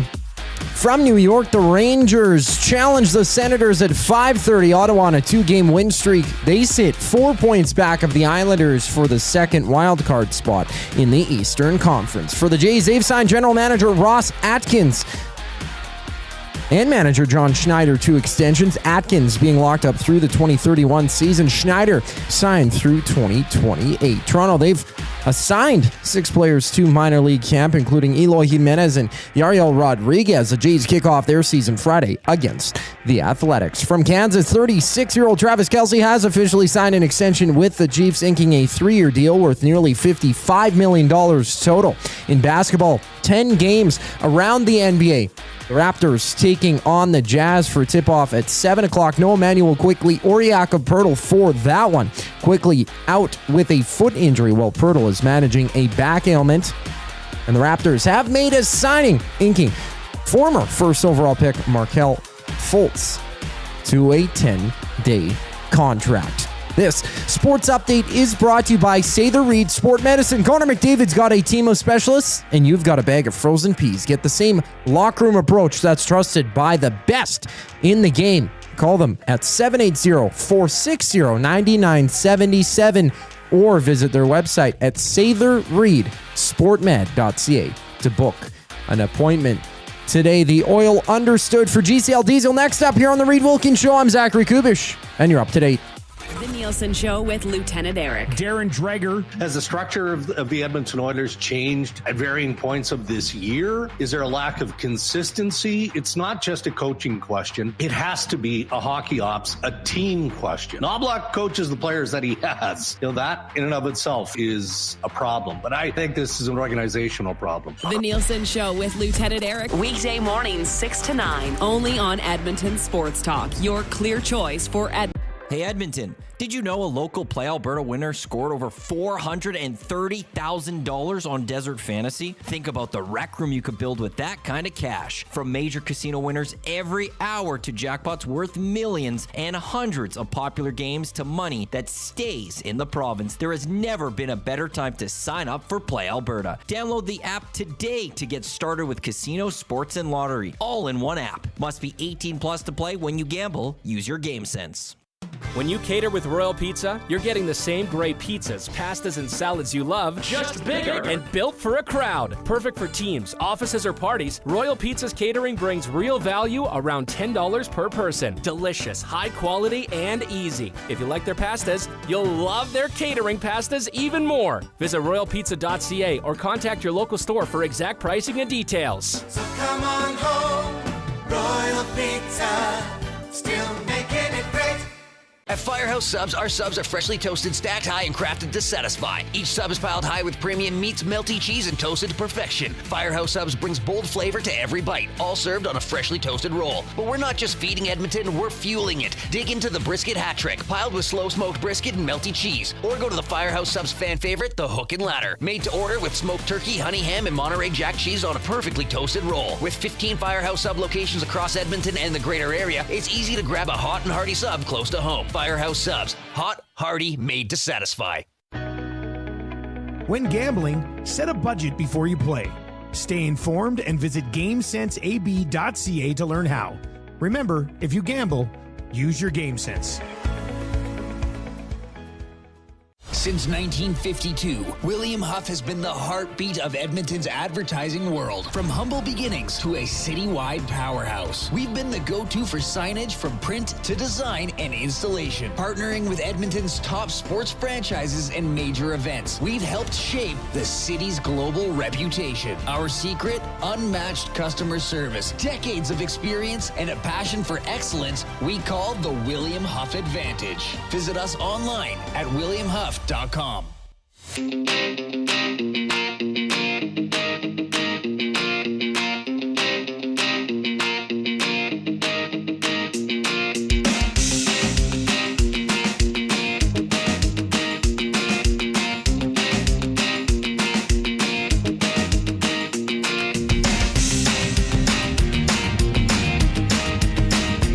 right. Thanks a lot for joining us this afternoon. Reid Wilkins Show with Jason Milne. Though Jason Milne not here this week, enjoying some vacation time. I'm sure he'll have many amazing stories when he's back 1 week from today. Zachary Kubish is at the EST technical desk. The disc. You're riding a little disc. You're riding a little frisbee around. Well, I did have a few little discs in my car. I started playing CDs on the CD player, Reid. You got a CD player in your car? I do. What is it, 1992? 2009. All right. I would drive it. I no longer have a CD player in my car. I used to burn a lot of well, not a lot. I used to burn CDs. You used to steal music? Wasn't that a big thing? Didn't Metallica get no huge? Well, they had. I used something called LimeWire for a while. Right. Yeah. There was LimeWire. I think it was illegal, technically. Well, but now with Apple Music, you just get everything. I love Apple Music. Oh, it's great. I mean, so easily accessible. You don't have to carry around anything. No, I still carry around a full ghetto blaster. Yeah, like on your shoulder? It's connected to the internet, but it's a full size ghetto blaster. Yeah, that'd be sweet. In my car. Yeah, you show up to EST with that every day. We should get an EST ghetto blaster. Oh, I'm writing that down. Yeah, but write that down as an idea. Okay, 780-218-9999 River Crew Resort and Casino inbox. Munch Master Flex writing in. That is quite the handle. Says, if Knobaluch's best attribute is that he coached Connor and he's coaching Connor now on the Oilers, he's not doing a great job at coaching Connor. Furthermore, to the oil stream today, the whole McDavid comments taking a shot at Knobs because he's complimenting Cooper. I don't think it's a shot at his coach because Cooper is the best in the world, and of course you're going to compliment the team who has the best coach in the world for coaching. Thanks, boys. You rule. We appreciate that, MMF. I do not think Connor McDavid is sitting there doing that interview thinking, well, here's my chance to run down Knobaluch by complimenting Cooper. I really don't. I think they just got beat by a very good team. He has some firsthand experience with Cooper. What did they play with Canada? A total of 10 games, 4 at the Four Nations face-off and 6 at the Olympics. So he has some experience with Cooper. Cooper's been there a long time. Everybody knows that Cooper's a good coach. Connor McDavid doesn't need to say it. Now, the fact that he did say it, I guess, gives it some attention. But I don't think Connor McDavid is running down his coach or trying to run Knobaluch out of town or whatever. He complimented the other team. He complimented the other team's coach. They've been an outstanding franchise. How long ago was it when they had 60 wins? Wasn't that 7 or 8 years ago? Remember they got swept by Columbus in the first round? And then won back-to-back cups. And then went to a third cup and have usually been considered a contender since. But it is interesting. I realize Knobaluch is under a lot of fire with the fan base. I and we'll talk about them. I certainly have my, I don't know if I want to say issues, but things about how Knobaluch coaches that I question sometime. I will, but I'm going to say this again to all of you.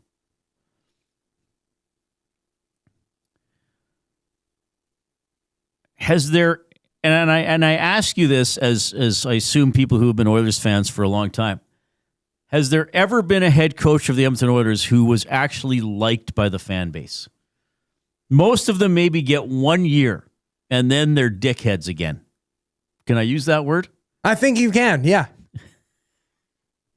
So I've been through it with Aikens, who I didn't think was a great coach, but had a terrible roster.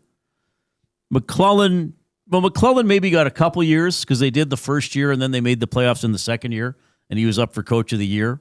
Then after that, a lot of people didn't like him.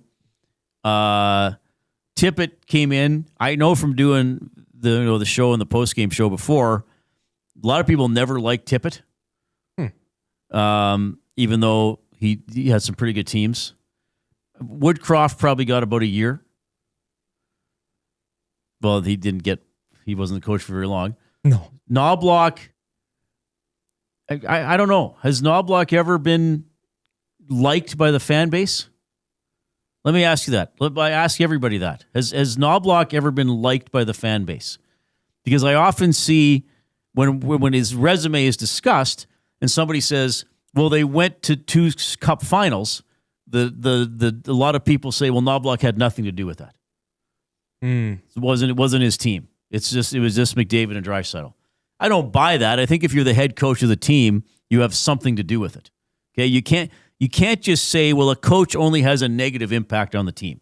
Like, you can't just say, well, McDavid, the team's doing poorly, so that's Knobaluch's fault. But yet he had nothing to do with them doing well.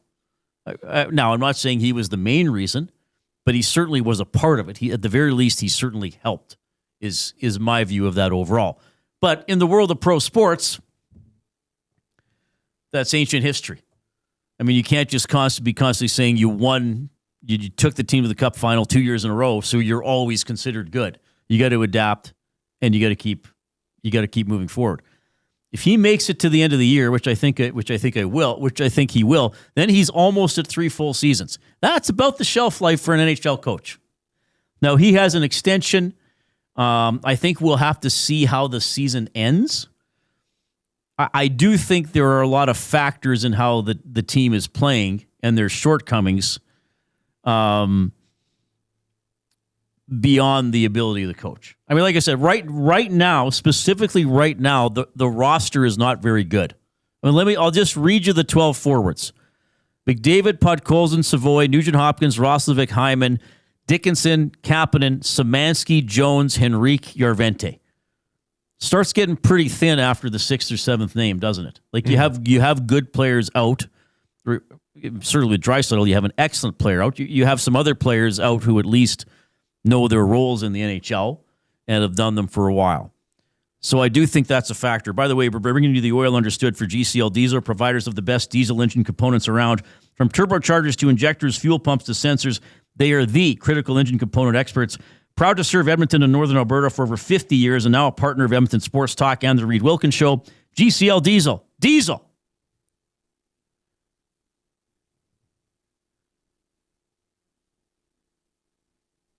Understood. Rip City Steph says George Burnett was beloved, clearly being sarcastic. Smitty the Welder says Glenn Sather. Glenn Sather was beloved. Casino Dealer Jay says the shine just wears off everyone after a season or two. Castor says by the end of season 1 of Coach Nobby's run, he was loved by the fan base. Yeah, that's probably fair. After they went to Game 7, after it seemed like every move he made, even the questionable ones, turned out, and they were so close, he was probably pretty popular then with the fan base. For quite a long while. I would say that summer of 2024, there was the thinking like, okay, we probably got a pretty good coach. Smitty the Welder says, Gager said a coach only has 5% impact. I mean, look, you need the players, right? So what's the coach's job? To make sure the players are prepared in terms of tactics and stuff to make sure there's accountability, to sort of be able to read the temperature of the team and know when he has to put the hammer down and know when he has to back off. I don't know if it's 5% or more or less, Smitty, but I remember Rob Dahm was on with Stoff several years ago when I was producing that show. And Rob Dahm, of course, longtime coach of the Golden Bears, very successful, was in the American Hockey League. He's been in Europe for a long time.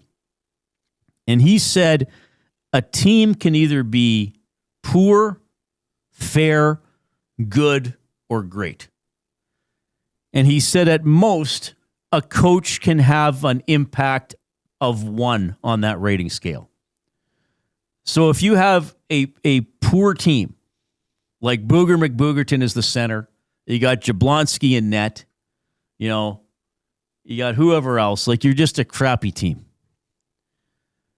Maybe a really good coach can make a poor team fair. He's not going to make them good, and he sure as heck isn't going to make them great. So I think that here's the question I would ask everybody is if you, I guess you have to decide how good you think this Oilers team can be. Is Knobaluch dragging them up a level? Is he sort of just coaching them to the level that they're capable of playing at? Or is his coaching actually bringing them down a level? And like Dom's point was, a coach could affected by 1 either way, right? Like maybe a poor coach could make a great team good.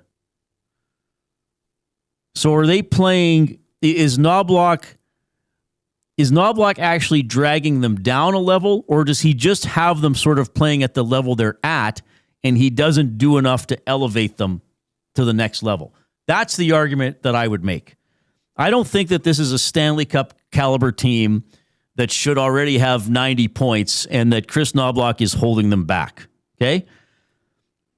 But I also don't see him doing things that are elevating them to a higher level or having them come up with these, significant long runs of hockey or key important victories against teams that you would think, wow, that roster looks better than the Oilers roster, yet the Oilers win a lot of those games or are right in a lot of those games, But instead, what have we seen? Blowout losses. Not all the time, but blowout losses or even games where against the Lightning on the weekend where you think, well, they just weren't good enough. So could have a coach affected that where the Oilers could actually beat Tampa Bay or get the game into overtime or they're down 2-1 in the final 2 minutes as opposed to 4-2 or whatever it was. So that's how I look at that. Now, the other thing is there's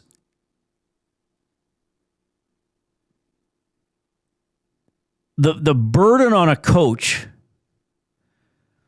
is that he has to try to correct things that maybe aren't his doing or his fault. Or you have to try to find a way around those things. So this is why often when I talk about coaching, and I've said this a lot, and I'm pretty much a voice in the wilderness here. I don't necessarily worry too much about the ice time. I mean, I'd like to see a little more balance. I'd like to see bottom 6 players rewarded a little more when they play well. But I also understand why he plays the high-end players a lot. I understand why the first unit power play gets 2 minutes. I understand all that. I don't get too caught up in that. My thing is more,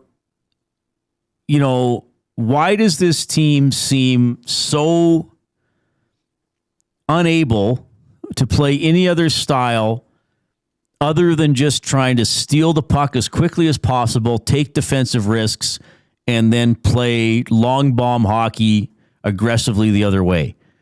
They don't really seem to be able to adapt or figure out the temperature of the game and stay in it when it's a tighter checking game that requires them to be more responsible and not pushing it all the time. Last week, when Jay and I were talking, we talked about the joy of playing hockey and that players who just look like they're loving to be on the ice. And I said to Jay, and we've talked about this a lot, that sometimes when McDavid and Draisaitl score, it's almost overly businesslike. Not all the time, but sometimes, it's a really nice goal and they're barely even doing a high five. I said to Jay that the times the Oilers, to me, seem like they're having the most fun playing hockey is when they're down 2 goals halfway through the second period. Because then they just have to crank it up to get back into the game. And if they give up a few more goals, well, they'd pretty much already lost it anyway. So, and this is the crazy thing about pro sports. It doesn't make Knobaluch stupid or make him a bad coach, but if he's not the right guy to figure it out in this situation, then they may have to make a change in the offseason. And I don't know who that would be. I don't know if they would do that because of the contract extension. But the things that are constantly problems all the time, yes, we can blame the players for those habits, but the coach is going to pay the price for them not improving those habits, whether it's his fault or not, or whether he's trying or not. Right? That's how I look at it. Vandelay VP says, important point here. This team is absolutely miserable. The best thing for this group long term would be to miss the playoffs, get away from the grind, and come back hungry. Buster says the coach of Edmonton comes across that he's afraid of McDavid and Draisaitl. He won't sit them when they make poor decisions or even cut their ice time. I've never thought that he's afraid of them, personally, but maybe I'm missing something. Project Dumpling says the core has years to figure it out and so many different kinds of coaches. Shouldn't the core be questioned? Well, yes, the core should be questioned. But again, they're probably not getting changed. So, most of these guys are going to be here for a while. So if there's not going to be massive player changes, which there probably won't be, then they're going to change the coach at some point. Now, I don't think they're going to change him before the playoffs. I don't even know if they're going to change him in the offseason. But I think it's fair to talk about the coaching. But that's how I look at it. Okay, if there are repeated issues, even if hypothetically, like I was saying, Coob, if you have the 23 stupidest and worst hockey players in the world, it's the coach's job to make them a little less stupid and a little less bad, right? Library Pass says, taking the Rob Dom scale into consideration, I think the absence of Glenn Gulletson has dropped the Oilers one level. Were they great before? If so, now they're good. If they were good, now they're average. Tough to gauge what impact Knobaluch has had since he's still here. Coach Mike says, hey, Reid, why do you think the defensive game has been such a struggle this season for the Oilers? Isn't implementing a defensive system easier than teaching offense? Says from Coach Mike. Yes. I just go back to it that I think they play a very impatient defensive game. And they've talked about that a little bit, saying now that they're almost allowing the other team to spend more time in the offensive zone, but trying to force more shots from the perimeter. I think they just get so eager to get the puck back and push it the other way that's part of the reason they haven't looked as good defensively. I also think they've had below average goaltending most of the season, which hasn't helped. McDavid did leave practice early today. He says he's fine. Good, just hips and groin stuff. It's all good. And Knobaluch adding to that. Yeah, he wanted to be on the ice and test it out, seeing how he felt. And I haven't heard from the trainers, so I'm not sure the severity of it. But it was something that you want to go on the ice, check it out, and we'll go from there. An illness or a physical body part? Just players always take maintenance days. He was on the line of taking a maintenance day. He just wanted to touch the ice. And All right, so a bit of a quieter day for McDavid in terms of being on the ice. Edmonton Sports Talk presented by Play Alberta. Experience all the excitement of the casino in the palm of your hand. Download the Play Alberta app today, deposit $50 or more, and get rolling. Look for casino and sports betting bonuses as well, which are pretty fun. PlayAlberta.ca. I have the play of the day. You got to get in on this one quick. It is for the Senators to beat the Rangers and for both Stützle and Zibanejad to each get 1 point. Okay? I want to get to more of your messages coming in, 780-218-9999. That is the River Cree Resort and Casino inbox. River Cree turning 20 this year, celebrating until October 26th with over $1 million in prizes, 35 winners of $20,000 in casino free plays, 9 brand new cars, 56 winners of $1,000 in cash, all going on until October 26th. We're going to have buying or selling for Damon Bunting. We'll look at the Pacific Pillow fight, and Lieutenant Eric will check in around 5:20 as well. Here's Coop.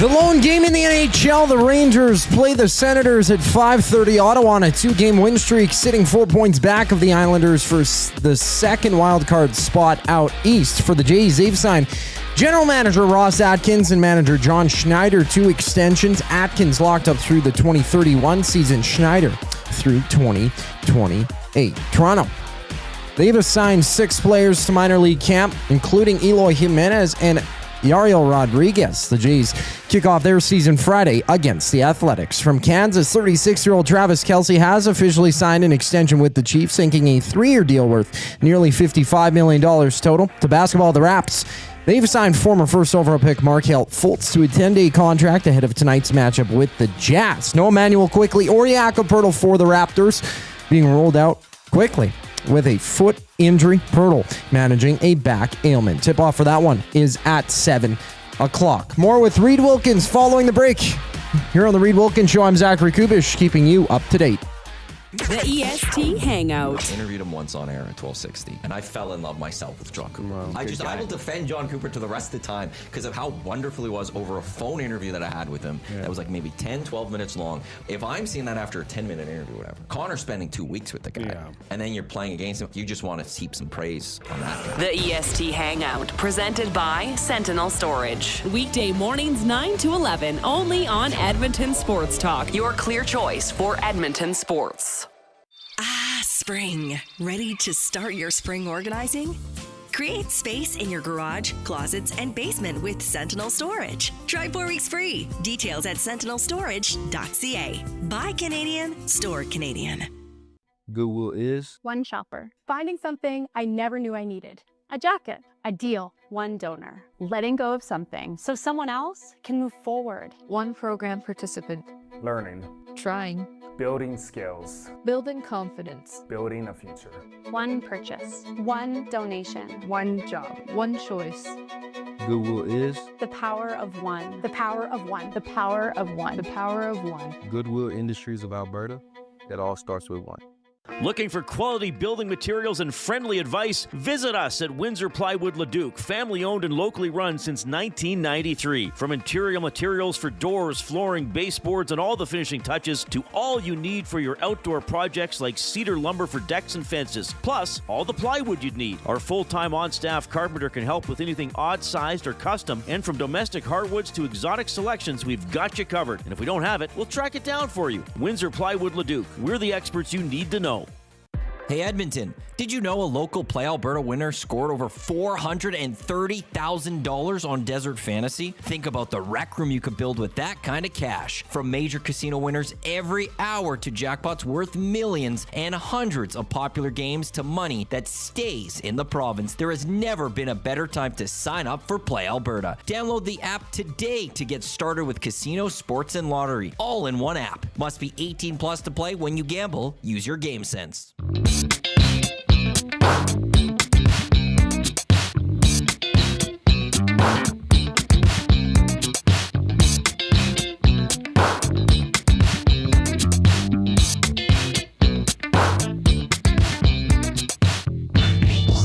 All right, thanks for joining us this afternoon. My goodness, I've received a limerick from my buddy James.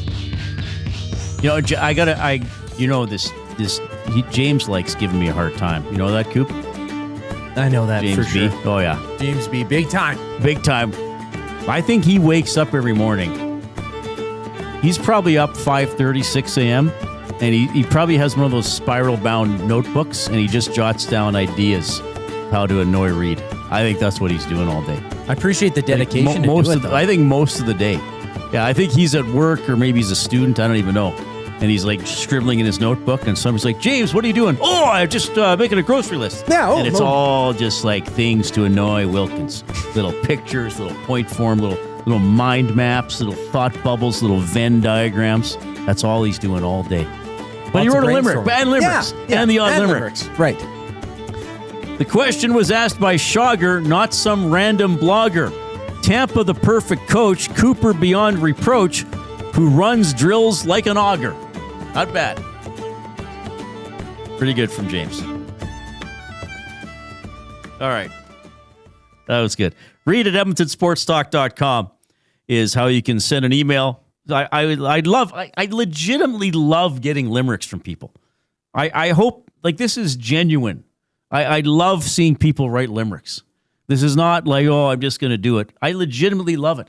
Like, how many hours a day do I sit at that boardroom table talking about people's limericks?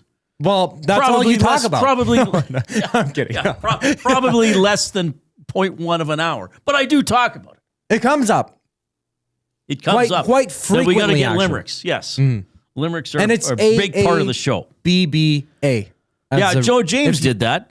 Yeah, James did a pretty good job. Oh, well, anyone who's... Oh, no, James is no dummy. James is no dummy. But he likes to try to make me feel like a dummy. Exactly. He's picking at me with this spiral-bound notebook. The bookbinder. He should get the bookbinder to bind that book. I don't know if he will. I don't know if he would. Yeah, I don't know. You might turn it down. All right.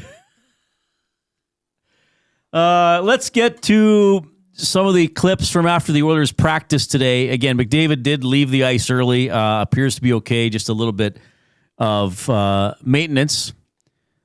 So McDavid just asked a little bit more about some of the stuff he said after Saturday's game. No, we're not taking shots. It's just everybody can be better, myself included.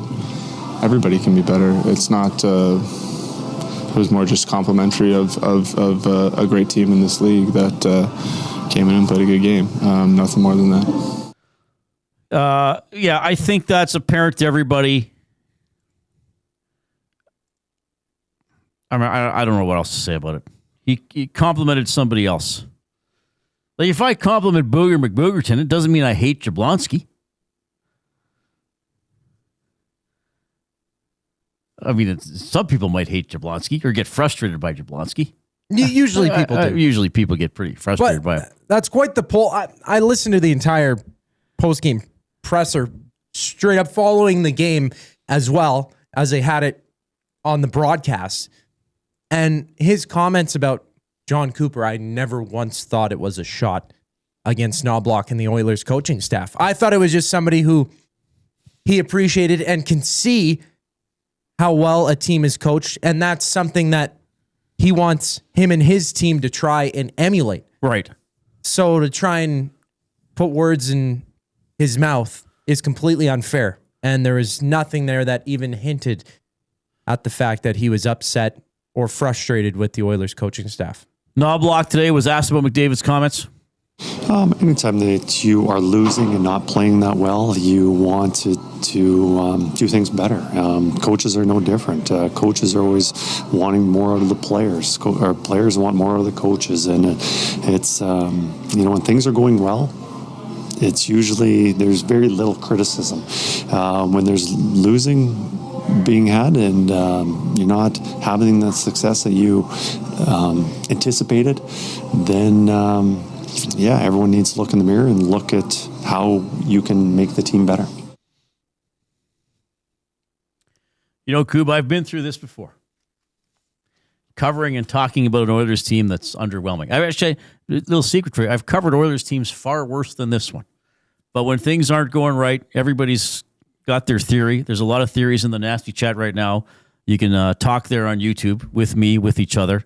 I tend to just leave it sometimes, and people can chat with each other. I will tell you this, though. If you are on YouTube this afternoon, please give us a thumbs up. If you haven't heard the song yet, here it is. Click, click, click. Must you click? Please, please click. Must you click? You must click. Thumb, thumb, thumb. All right. So we're at 77 thumbs. So we need 24 to get to 100. We have an hour to do it. Do not be a pleasure delayer. If you have not already clicked the thumbs up, please do so. Let's get to 100. And then you can click the share button and send the show link off to somebody else.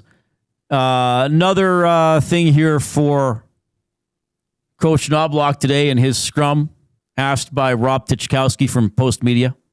Sorry, this is not an easy place to be a coach. They've been through about 5 or 6 of them in 10 years. Are you kind of discovering that as in your tenure? It's not safe or easy being a coach in any organization. So that's the nature of our business. And I coach to win our next game and looking at how we can make our team better each day. I don't think Knobaluch sits there worrying about when he might be dismissed or who's talking about him. I think being the head coach in pro sports of any team is a tough job. So what do we have here, Coop? Longest serving coach. You know who it is? Cooper. NHL, not in the history of the world. Bednar, Brindamore. Those are the only guys hired before 2020. Marty St. Louis, February 22. Bruce Cassidy, Vegas, June of 2022. That's a long time for Vegas to have a coach. That's 5th. Maurice, also in June of 2022 for Florida. Spencer Carberry for Washington, May of 2023.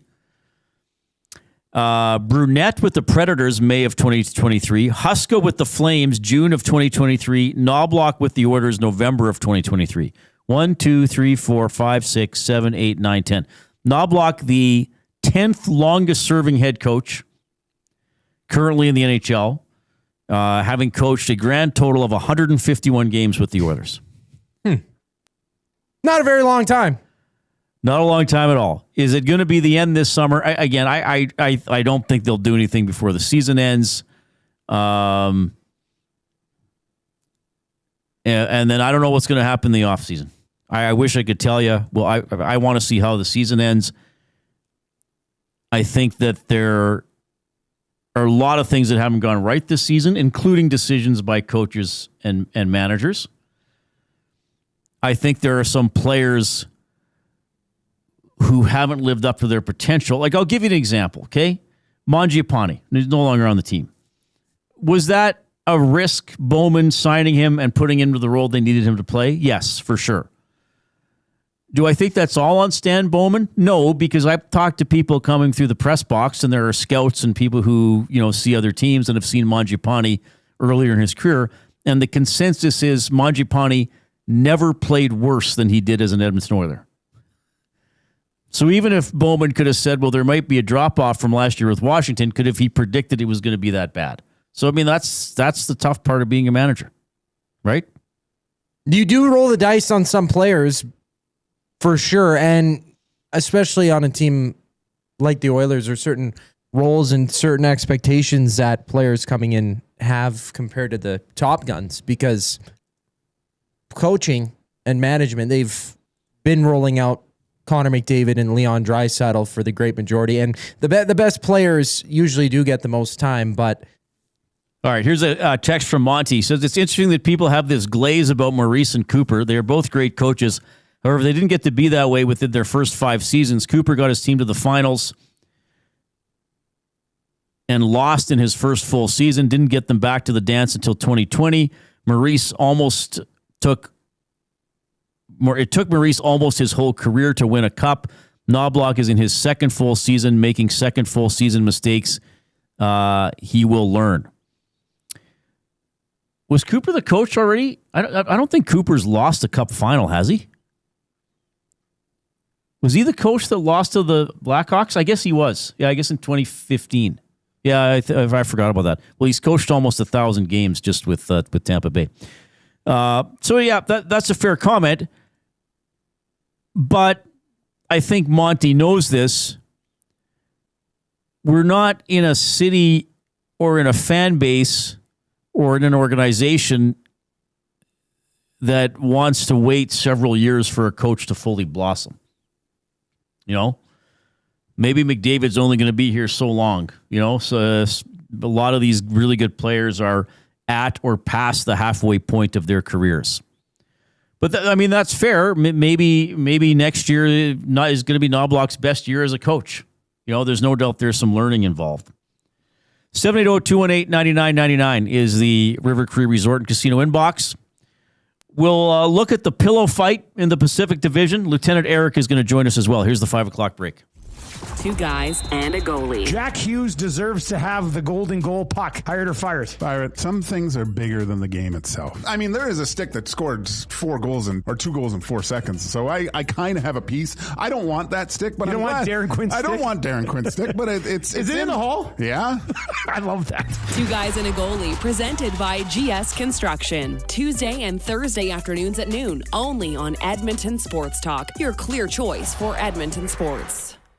Hey Edmonton, did you know a local Play Alberta winner scored over $430,000 on Desert Fantasy? Think about the rec room you could build with that kind of cash. From major casino winners every hour to jackpots worth millions and hundreds of popular games to money that stays in the province. There has never been a better time to sign up for Play Alberta. Download the app today to get started with casino, sports, and lottery. All in one app. Must be 18 plus to play. When you gamble, use your game sense. Real fans don't stroll in at puck drop. They claim territory. They study the screens. They get into their spot, which is why this matters. The Canadian Brewhouse now has happy hour. Brand new. Tons of options. And the good stuff, like our espresso martinis and our cracked pepper and sea salt dry ribs. Monday to Saturday, 2 till 6 p.m., starting at $3.99. That's more than enough reason to come early. New happy hour at the Canadian Brewhouse. If you're serious about game day, we'll see you for happy hour. It's a rezzed up reimagining, a cultural celebration, and a smash hit. River Cree Resort and Casino brings you Bear Grease the Musical. Don't miss this hilarious spin on the 70s classic, replacing T-Birds and Pink Ladies with a cast of characters that spotlight Indigenous language, music, and moves with a Broadway flair. Iconic numbers get a bold new spirit in the audience favorite, Bear Grease. April 26th in the venue at River Cree. Must be 18 plus. Get info and tickets at rivercreeresort.com. Spring. Ready to start your spring organizing? Create space in your garage, closets, and basement with Sentinel Storage. Try 4 weeks free. Details at sentinelstorage.ca. Buy Canadian, store Canadian. Time for a new career in 2026? Or maybe your kid is still pondering their path.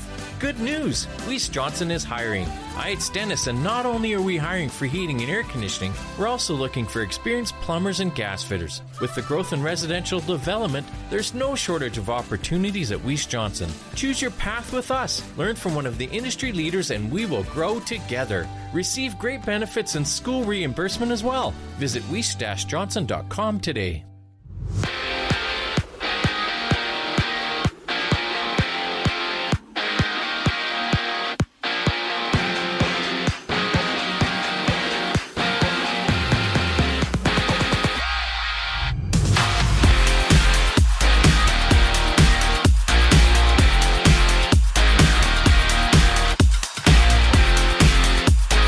The only game in the NHL has the Rangers facing off against the Senators. Puck drop at 5:30 for that one. Ottawa on a 2-game win streak.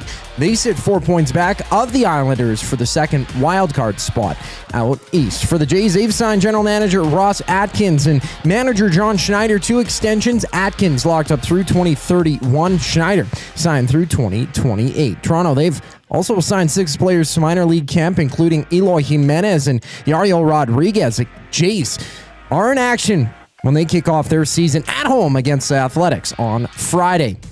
Down south, NFL news from Kansas. 36-year-old Travis Kelce officially signing an extension with the Chiefs. He's locked up for 3 years on a deal worth $55 million. To basketball, the Raptors, they've signed former first overall pick Markelle Fultz to a 10-day contract ahead of tonight's matchup against the Jazz. They tip off at 7 o'clock. No Emmanuel Quickley or Jakob Poeltl for the Raptors. quickly ruled out with a foot injury. Pirtle managing a back issue. And 3 games get underway momentarily. It's the Thunder tipping off against the 76ers. I'm Zachary Kubish. That was your Sports Update. Hour 3, the Reid Wilkins Show starts right now.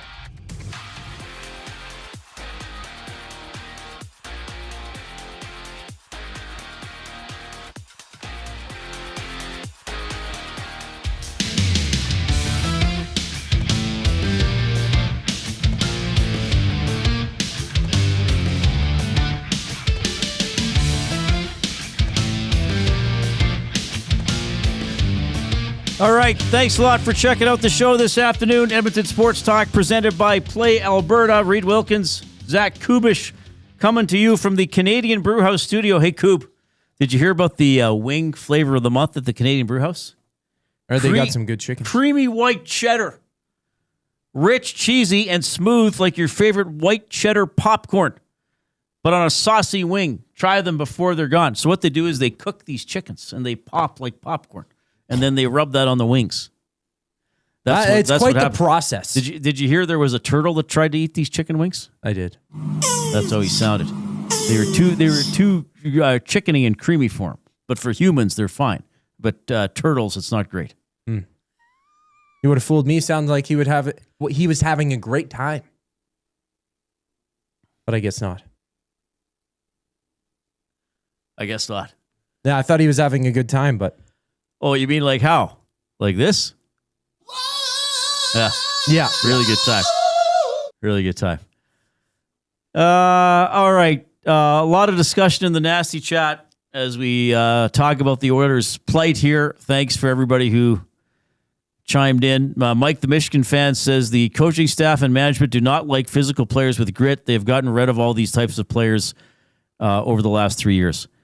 Well, Mike, I think that's an overstatement to say they don't like those players. I think for various reasons they didn't retain some of those players or moved on from them and haven't adequately replaced. I mean, three players I think of that they really miss. So, Corey Perry. Now, again, if you're managing the Oilers and how much money he wanted and his age and how much longer he might be affected, okay, they decided to let him walk. All right?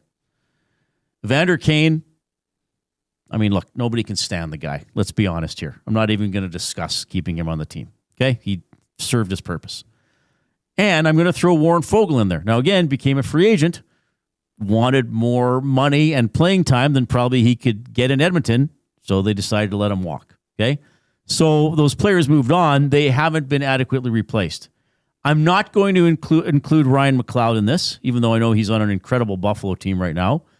Because my experience is nobody that can hear me right now was calling Ryan McLeod a gritty physical player when he was on the team. Okay? No. He was often criticized for having a lot of speed and not getting to the net. Okay? Now, he had other good qualities. Maybe they missed some of them. I think Savoy's a pretty good player. I never minded that trade.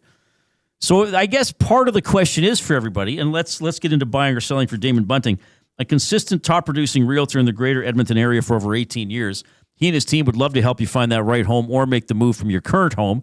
Community-driven, he understands what it takes to make a difference in our city. Check him out, DamonBunting.com, Instagram handle, Damon Bunting Real Estate.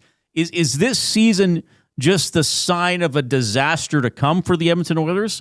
Or is this the normal progression of a pretty good team that you can't quite be at or near the top every year? But like maybe this is a step back year. They got to work out some things with the roster, and they come back stronger next year. I think they sit. I don't know, but I think that's possible. I think they can have a bounce back for next season. You go out and try and make all of these moves that will add to the team, and not really many of their free agent moves in the offseason have really improved the team. Like, does anybody think the Oilers are winning the Stanley Cup this year? Even the most optimistic Oilers fan. Like, are we past the point about them talking about them winning the Cup? I think that's the playoffs are totally unpredictable in another season. Yeah. Mark texting in 780-218-9999 River Crew Resort and Casino inbox says, Reid, love your honest analysis of this Oilers team. Agreed there have been worse rosters. And then he says, are they better than the 2024 team? No.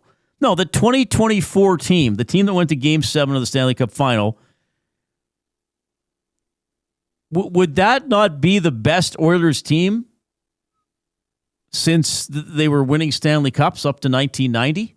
I mean, certainly 06 got hot. They weren't as good in the regular season. I mean, obviously they had a decade of darkness. Throughout the 90s, they were pretty mediocre. They didn't really start to become a quote-unquote good team again until 2020. So yeah, the team is not that good. Is the fact that they're not that good this year, does that mean we write off the next few years? I don't know. I mean, it's worth worrying about because they have a lot of players with long contracts and no move clause, and they don't have a lot coming in the system. It still doesn't mean the team can't be improved in the summer. Possibly. Again, possibly. I'm not guaranteeing it.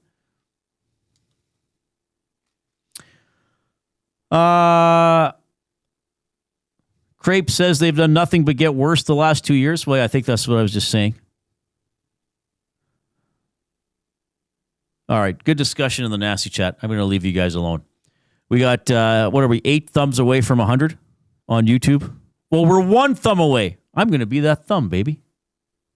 You're going to be the 100th like on today's Reid Wilkins show. There it is. We'll get well over 100. Here's another interesting comment from McDavid after. Now, again, he was asked about the Pacific Division. Like, you got to remember, I feel like I don't need to say this, but I'm going to say it anyway.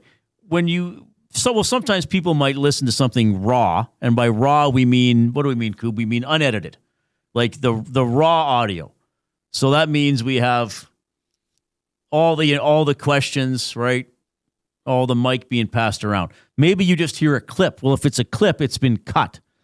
It's been cut out of the interview, and the question is not included. McDavid was asked about the Pacific Division and saying, isn't it, you've lost your last 2 games. You haven't really lost any ground. I guess they lost ground to Anaheim. Yeah, obviously we're fortunate to play in this division. A lot of teams are fortunate to play in this division. It's a bit of a pillow fight right now, but thankful obviously to not have lost any ground. That being said, we got to find a way to win some games here on the road. 2 big ones, obviously, against Utah and Vegas, and we got to make some ground too. So, good challenge ahead. So, he was asked about the division. He didn't just make the pillow fight comment on his own. But I mean, he's right. I mean, you want him to say something? He said something that is absolutely true. The division's not good. The Oilers benefit from being in it. By the way, so does Anaheim and Vegas and LA and Seattle and San Jose, and furthermore, even Calgary and Vancouver, though they don't really take advantage of it. So the three teams that make the playoffs out of the Pacific are all benefiting from being in the Pacific. It's not just the Oilers. I think this is a relevant topic because it determines who makes the playoffs, and if you make the playoffs, you at least have a snowball's chance, or better than a snowball's chance of of winning the Stanley Cup. But this ebbs and flows, right? Some years you might be in a stronger division. So it's a story. It's worth pointing out. But I'm also of the mindset where I'm like, well, that's how it is this year. You can only play in the Pacific Division. You can only be measured against those other teams. But it is a pillow fight. I mean, everybody's losing almost all the time. Vegas finally got a win, right? Seattle's lost 3 in a row. San Jose's lost 4 in a row. LA's 4-3-3 in their last 10. They're coming off an extra time loss. I guess Anaheim's the hottest team with a grand 2-game winning streak. And they're the only team in the Pacific Division, at least in the top 6 that I checked out. I'm assuming Vancouver, who's we can leave eliminated. Calgary and Vancouver out at this point. They're pretty down low in the standings. Anaheim is the only team since coming from the Olympic break in the Pacific to be above 500. Do you have all the records there? Yeah, since the Olympic break for the Pacific Division, starting with the leaders in the Ducks, 8-4-1. That's pretty good. Coming out, the Oilers, they're 6-6-1. Vegas, 4-9. Seattle with that same record as well. LA 5-6-2. 1 shootout loss, 1 overtime loss. Yep. And then San Jose, who's currently 6th in the Pacific, 5-6-2. And the goals for and goals against overall in the Pacific Division. Wait, who did you give after you went Anaheim, Edmonton, Vegas, then Seattle? Yes. Then who was after that? LA. Oh, that was LA. They're 5-6-2. And San Jose is also 5-6-2. Mm-hmm. Right. So not great overall. 32 wins, 40 regulation losses, some 6 of those overtime games losses are against each other. overall, But for sure. so Anaheim's the only team above 500. Edmonton's exactly 500. LA and San Jose are just below. Does 500, is it that bad now that the Oilers get in if they go 500 in their last 11 games? Oh, well. Are they going to make the playoffs with 88 points? They could really realistically sneak in. What was it last week? Was it the Friday where you guys had a conversation, you and Jay, about the remaining games in the season without Draisaitl in the lineup? If they beat every division team but lose every other game outside of the division, they'd be okay. Has that happened so far? Since we talked about that? I believe it has completely. So because they've lost the last 2 games were Eastern Conference games. Mm-hmm. They lost. I can't remember the day on which we talked about that. But if they just won their divisional games, they should make the playoffs. So they beat San Jose. It might have been last Monday. Right. So if on this road trip, okay, so in the next 4 games, if they went a loss to Utah, a win over Vegas, a win over Anaheim, and a win over Seattle, they'd be fine. No, they haven't shown that they can go 3-1 over a 4-game stretch. No. But that is true. I mean, as disappointing as it was as losing to Florida and Tampa Bay, if they win their divisional games, they should be fine. Then in April, it's Chicago. So let's say that's a loss. Vegas win. I'm just giving them the divisional wins for the sake of argument. Utah loss. San Jose win. So if they did that in April, they'd go 4-3. And if they did it in the next 4 games, they'd go 3-1. So if they went 7-4 the rest of the way, for sure they're in the playoffs. And then especially if they won the divisional games, which are the 4-point games, yeah, they'd be fine. they'd be absolutely fine. Nothing to worry about. They'd be laughing. Not just a pillow fight. Wow. It still would be a pillow fight. Yeah. But pillows can hurt. They play Utah tomorrow. I think that's going to be a tough game. I think Utah's going to have an excellent chance. I think Utah's going to have an excellent chance to make the conference final if they are wild card 1 and wind up in the Pacific Division. We'll see what happens over the next 3 weeks. Like right now, would Utah not be the best team out of Utah, Anaheim, Edmonton, and Vegas? I guess you could say, and again, if Edmonton has Draisaitl back, which I can't guarantee he's going to be back for the start of the round. Okay, out of those 4 teams, who has the best goaltending? Do you give the edge to Vejmelka or Dostal? I'd say Vejmelka. I might give it to Dostal, but close. Very, very similar. Right, so if you look at that, and then just sort of the balance of the... I think in terms of the overall balance of the attack, I might give it to Utah. Maybe would you give Anaheim an edge on the back end? I don't know. Maybe it's close. But the way the Oilers are playing lately, they don't look like they can beat anybody 4 times in 7 games. Things can change, but that's how it looks right now. All right, we're in the Canadian Brewhouse studio. Fans know the move. Arrive early. Happy hour at the Canadian Brewhouse runs Monday to Saturday, 2 to 6 p.m., starting at $3.99. Get in, get comfy, get happy. The Canadian Brewhouse. A guy who's always comfy and happy. Lieutenant Eric coming up.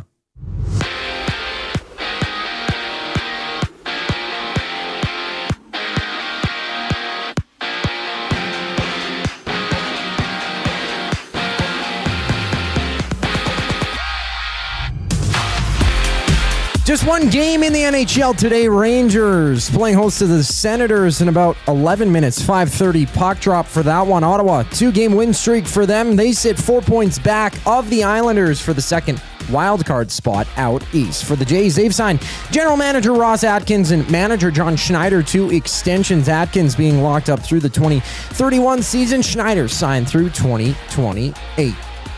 And for the Jays, they've assigned 6 players to minor league camp, including Eloy Jimenez and Yariel Rodriguez. The Jays kick off their season Friday at home against the Athletics. From Kansas, 36-year-old Travis Kelce has officially signed an extension with the Chiefs, inking a 3-year deal worth nearly $55 million total.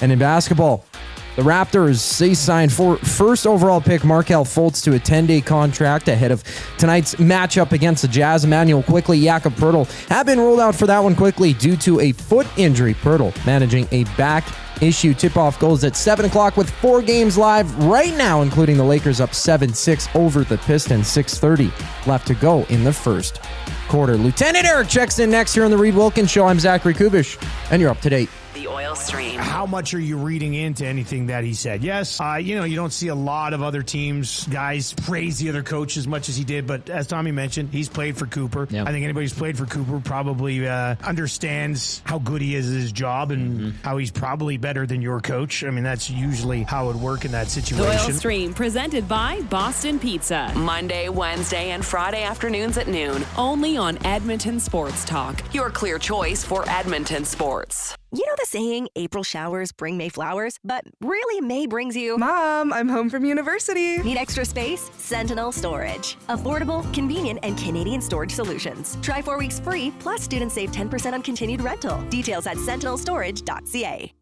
Goodwill is... One shopper. Finding something I never knew I needed. A jacket. A deal. One donor. Letting go of something so someone else can move forward. One program participant. Learning. Trying. Building skills. Building confidence. Building a future. One purchase. One donation. One job. One choice. Goodwill is... The power of one. The power of one. The power of one. The power of one. Goodwill Industries of Alberta. It all starts with one. Hey Edmonton, did you know a local Play Alberta winner scored over $430,000 on Desert Fantasy? Think about the rec room you could build with that kind of cash. From major casino winners every hour to jackpots worth millions and hundreds of popular games to money that stays in the province, there has never been a better time to sign up for Play Alberta. Download the app today to get started with casino, sports, and lottery, all in one app. Must be 18 plus to play. When you gamble, use your game sense. Real fans don't stroll in at puck drop. They claim territory. They study the screens. They get into their spot, which is why this matters. The Canadian Brewhouse now has happy hour. Brand new, tons of options, and the good stuff like our 8-inch 2-topping RCM pizza and our signature Caesar. Monday to Saturday, 2 till 6 p.m. starting at $3.99. That's more than enough reason to come early. New happy hour at the Canadian Brewhouse. If you're serious about game day, we'll see you for happy hour. Looking for quality building materials and friendly advice? Visit us at Windsor Plywood Leduc, family owned and locally run since 1993. From interior materials for doors, flooring, baseboards, and all the finishing touches to all you need for your outdoor projects like cedar lumber for decks and fences, plus all the plywood you'd need. Our full-time on-staff carpenter can help with anything odd-sized or custom, and from domestic hardwoods to exotic selections, we've got you covered. And if we don't have it, we'll track it down for you. Windsor Plywood Leduc. We're the experts you need to know. Love the thrill of competition, but prefer to keep it classy? Well, it's as classy as you can get when Dustin Nielsen is the host. Join us April 14th at Bell and Scona for Edmonton Sports Talk Bid for Kids, presented by GS Construction. A night filled with special guests, auctions, and a ton of prizes in support of kids sport. No whistles, no play clock, just a room full of generous hearts. EST's Bid for Kids. Get your tickets at kidsportbidsforkids.com. Use promo code ESTBIDS for 10% off.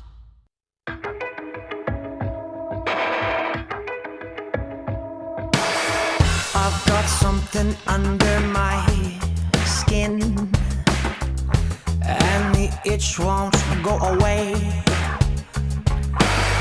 It's my original. All right, appreciate you tuning in this afternoon. The Oilers play tomorrow at Utah, 7:30 game, so we will have the GCL Diesel Oil Stream pregame show hosted by Tom Gazzola at 6:30. Same times for the game in Vegas on Thursday. Quick 2-game road trip here for your Edmonton Oilers. We're going to go to the Oil Country Towing video hotline. Oil Country Towing, Edmonton's most trusted 24/7 roadside rescue team. Fast, safe, and reliable for over 15 years. Whether it's game day or a snowstorm, we work as hard as your favorite team to get you going. Call 780-986-6088 for all your towing needs. I am pleased to welcome to the show, from the Nielsen Show with Lieutenant Eric, it is Lieutenant Eric himself. And if you're watching on YouTube, it's an extreme close-up. That's very extreme close-up. How you doing, buddy? You do like this? Yeah, How you doing? You can do the whole interview like that, so we can just see your eyes and your nose. We'll see the eyes are the windows into the soul. Have you heard that? I have, yeah. People have said that before. I've heard that saying a couple of times, but no, thanks for having me again. How you doing? Yeah, I'm doing very well. Maybe you have us on iHeartRadio, TuneIn Radio. That's fine as well. It's funny for people on YouTube. You had your face right up to the camera, and Coob was trying to adjust and center the shot, and then you moved away, and I heard Coob mutter a naughty word as you were moving around. You got to keep him on his toes. Yeah, you got to keep Coob alert there, buddy. I just fixed it, Rick. Rick, come on. Okay, so I should just stay in this particular spot. Were you not showing your cat there? What's up with your cat? That's a tight spot. Yeah, Jimmy was around. Jimmy, here he is. What's Jimmy's story? Say hi, Jim. Hey, Jim, what's going on? Hey, Jim. Well, he's having a snooze. He was having a snooze. But hey, Eric. Yeah. Cat got his tongue. Heard that one before, too. Yeah. See you, Jim. Yeah, he's out of here. How many cats do you have? 2. Yeah, what's the other one's name? Vinny. Jimmy Gelato and Vinny Velveeta. They're brothers. Okay. Yeah, Jimmy's the runt. Vinny's kind of the brute, but they get along. It's good. Now, do they have mafia ties? Is that why their names are as such? They come from the streets, so I would assume they have some sort of allegiance out there. No, they're actually related by blood. They are indeed brothers. They are brothers, yeah, blood brothers. And from the streets, Cheery Cat is where you can go. They have a lot of cats that need homes. So it's a good, and then they take care of them well. So they're not just like coming straight off the streets. They get a little prep time. But if you are looking, get in touch with Cheery Cat, and they'll give a cat a good home. If you are looking for a little guy. Where is Cheery Cat? Is that an establishment here in the city? Yeah, they're by like a gateway type of thing when you're heading off to Red Deer. It's by the there's a TD Bank. You're just coming up off the I'm not good with like streets and stuff, but locations. So you're just coming up that overpass to kind of get out of town. They're right there. I don't know. Google it. You'll find it. All right. Well, that's have you always been a cat guy? Have you always had cats, or is this more of a more recent development? I had one growing up, and she was a street cat too. She adopted us, actually. She followed my dad home from a walk one day, and she must have been, like, she was declawed, so it was kind of vicious. And then, so she was hanging out, and we're debating whether or not to keep her. And then she kept, like, doing, she'd catch a mouse or stuff, and she'd present it on the doorstep as like a, hey, look what I can do. And we're like, okay, well, that's pretty neat, so we'll keep you around. And yeah, we kept her until her elder age. But then my wife wanted a cat.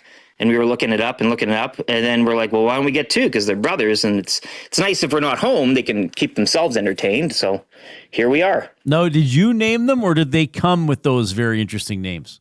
Jimmy Gelato had his name. The other one was named something else, but we're like, we need to give him a funny name too. So Jimmy and Vinny. Now, they don't respond to their names because it both sounds, we didn't really figure that out. It's the same type of, could have called the other one Ed. It'd be a lot easier on their ears. I think they'd recognize, who's who, but no. So we wanted to give it a name with then a food attachment or a drink attachment, and Velveeta seemed like the choice. Okay. Well, I appreciate that Jimmy made the time to come on the show. Yeah, which is pretty cool. Him. And I appreciate you coming on the show as well, because this is almost late at night for you, 5:20 in the afternoon.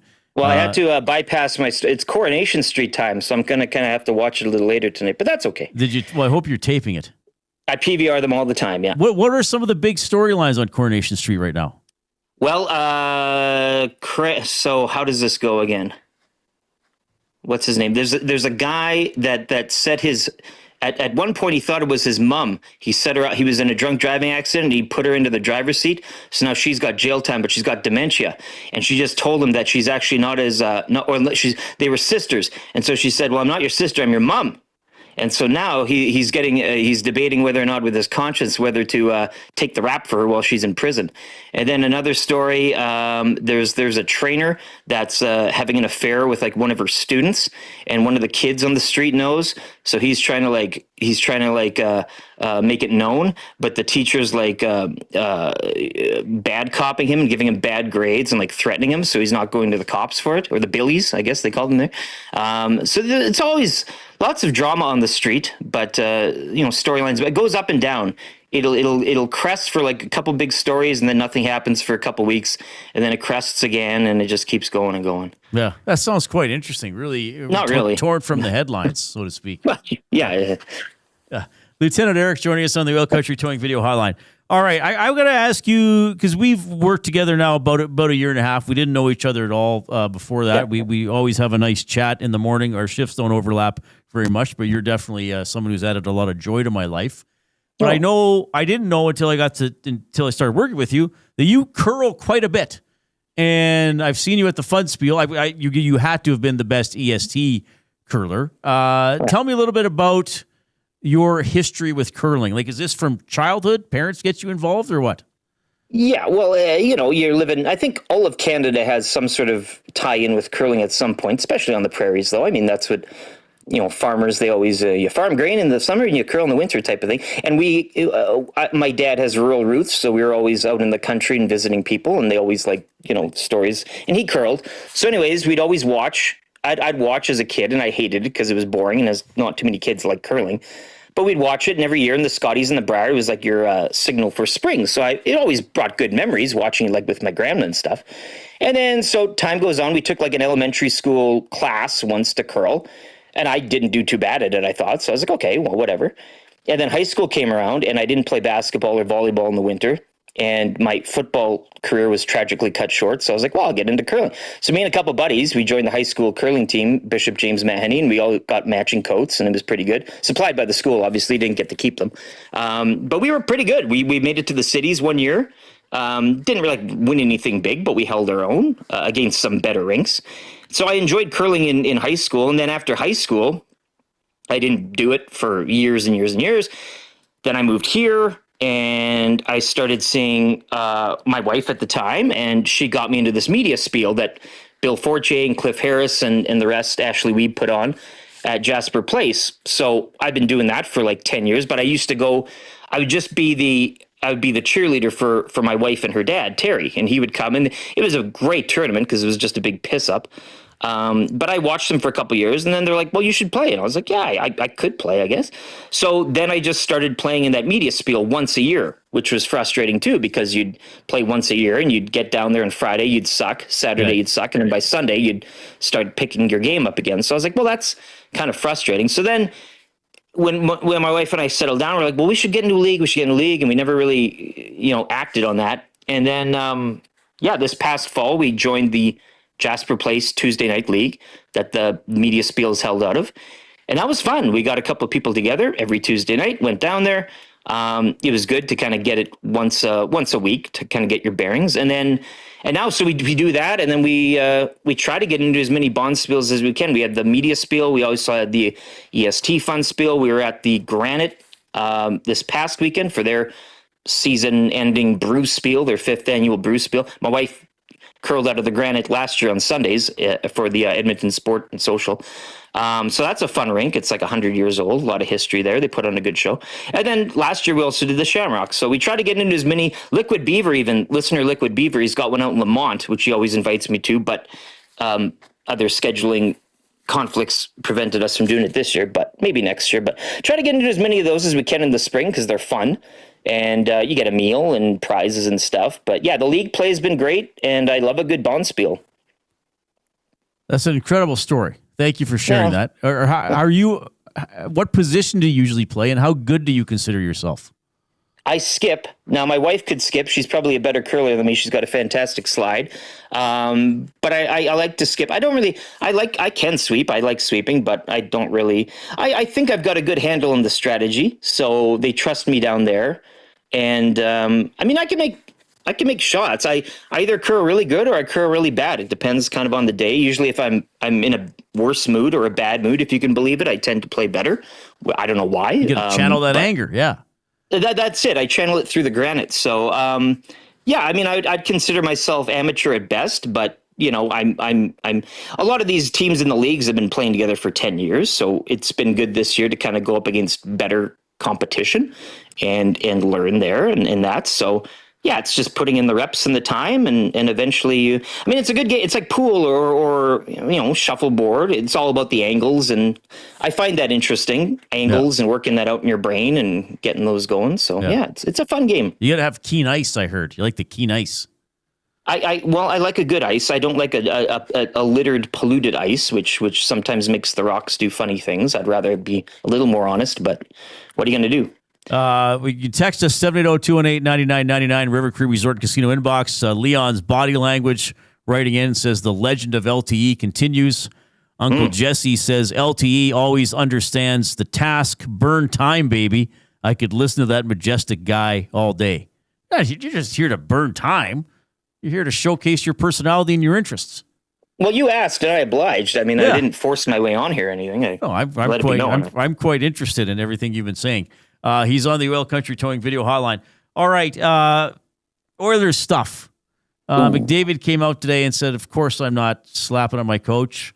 Knobaluch's asked about coaching in Edmonton, and he's like, yeah, being a head coach of a pro sports team means you get scrutinized. Like, how do you look at some of these comments? Like, is this concerning to you, or are you just like, man, it's par for the course in Oil Country, man? Like, we just got to keep rolling. It's not. The thing about all this is people can take it and run with it. And obviously Leon's comments pre-Olympics were another thing that you can add on. I think Bruce Boudreau said it best. He joined us just after Leon's comments, and he said, and this happens with everyone in their life. Somebody asks you a question, you're fired up. It was post game. He was obviously in a mood, and he started talking. And Bruce said, you start talking and then you start saying stuff that while you're saying it, you probably shouldn't be saying it, but you're saying it. Then you just keep going and going. And that's kind of what happened. And I think maybe the same is with Connor the other night, too. I mean, he was complimentary about the Lightning, which, as we all are and as you should be after a game like that. They're a good team. Obviously, he's got experience with Cooper. So that's all fine. And then, and I get Ryan asked him something and then he mentioned, it directed to Oilers coaching. Well, okay. But I think it was probably the mood and the timing and everything. And sometimes you say stuff that maybe doesn't come across. And Connor, let's be honest, he's a tough nut to crack sometimes in deciphering how he means things. Like his emotion and the way he talks isn't maybe like average guy at your workplace or whatever, or Joe on the street. So sometimes I think he can be a little misread, but I mean, for the purposes of what we do, yes, you dig into it and you freeze frame every word and you pour over that and you say, oh, look at his shoulders there on that. But I don't like all of this. Like he knows Knobaluch. He was his coach for a while too. So it's not like they didn't pluck him off, some ECHL squad and say, here you go. Like, it wasn't one of those things where there was no relationship either before. So they have a history. I mean, I'm not reading too much into it, but I understand how it gets read into in a market like this. And I'm sure Connor does. And I'm sure, Leon does when he said what he said. And obviously Kris Knobaluch does too. It comes with the territory. And that's, I mean, we've spoken glowingly about Knobaluch in postseasons of past where he's made adjustments where I know for a fact all of us in the office was scratching our head and saying, what are you doing? And then he would come out to be proven right. So I get his demeanor sometimes pisses people off, the way he's nonchalant and everything.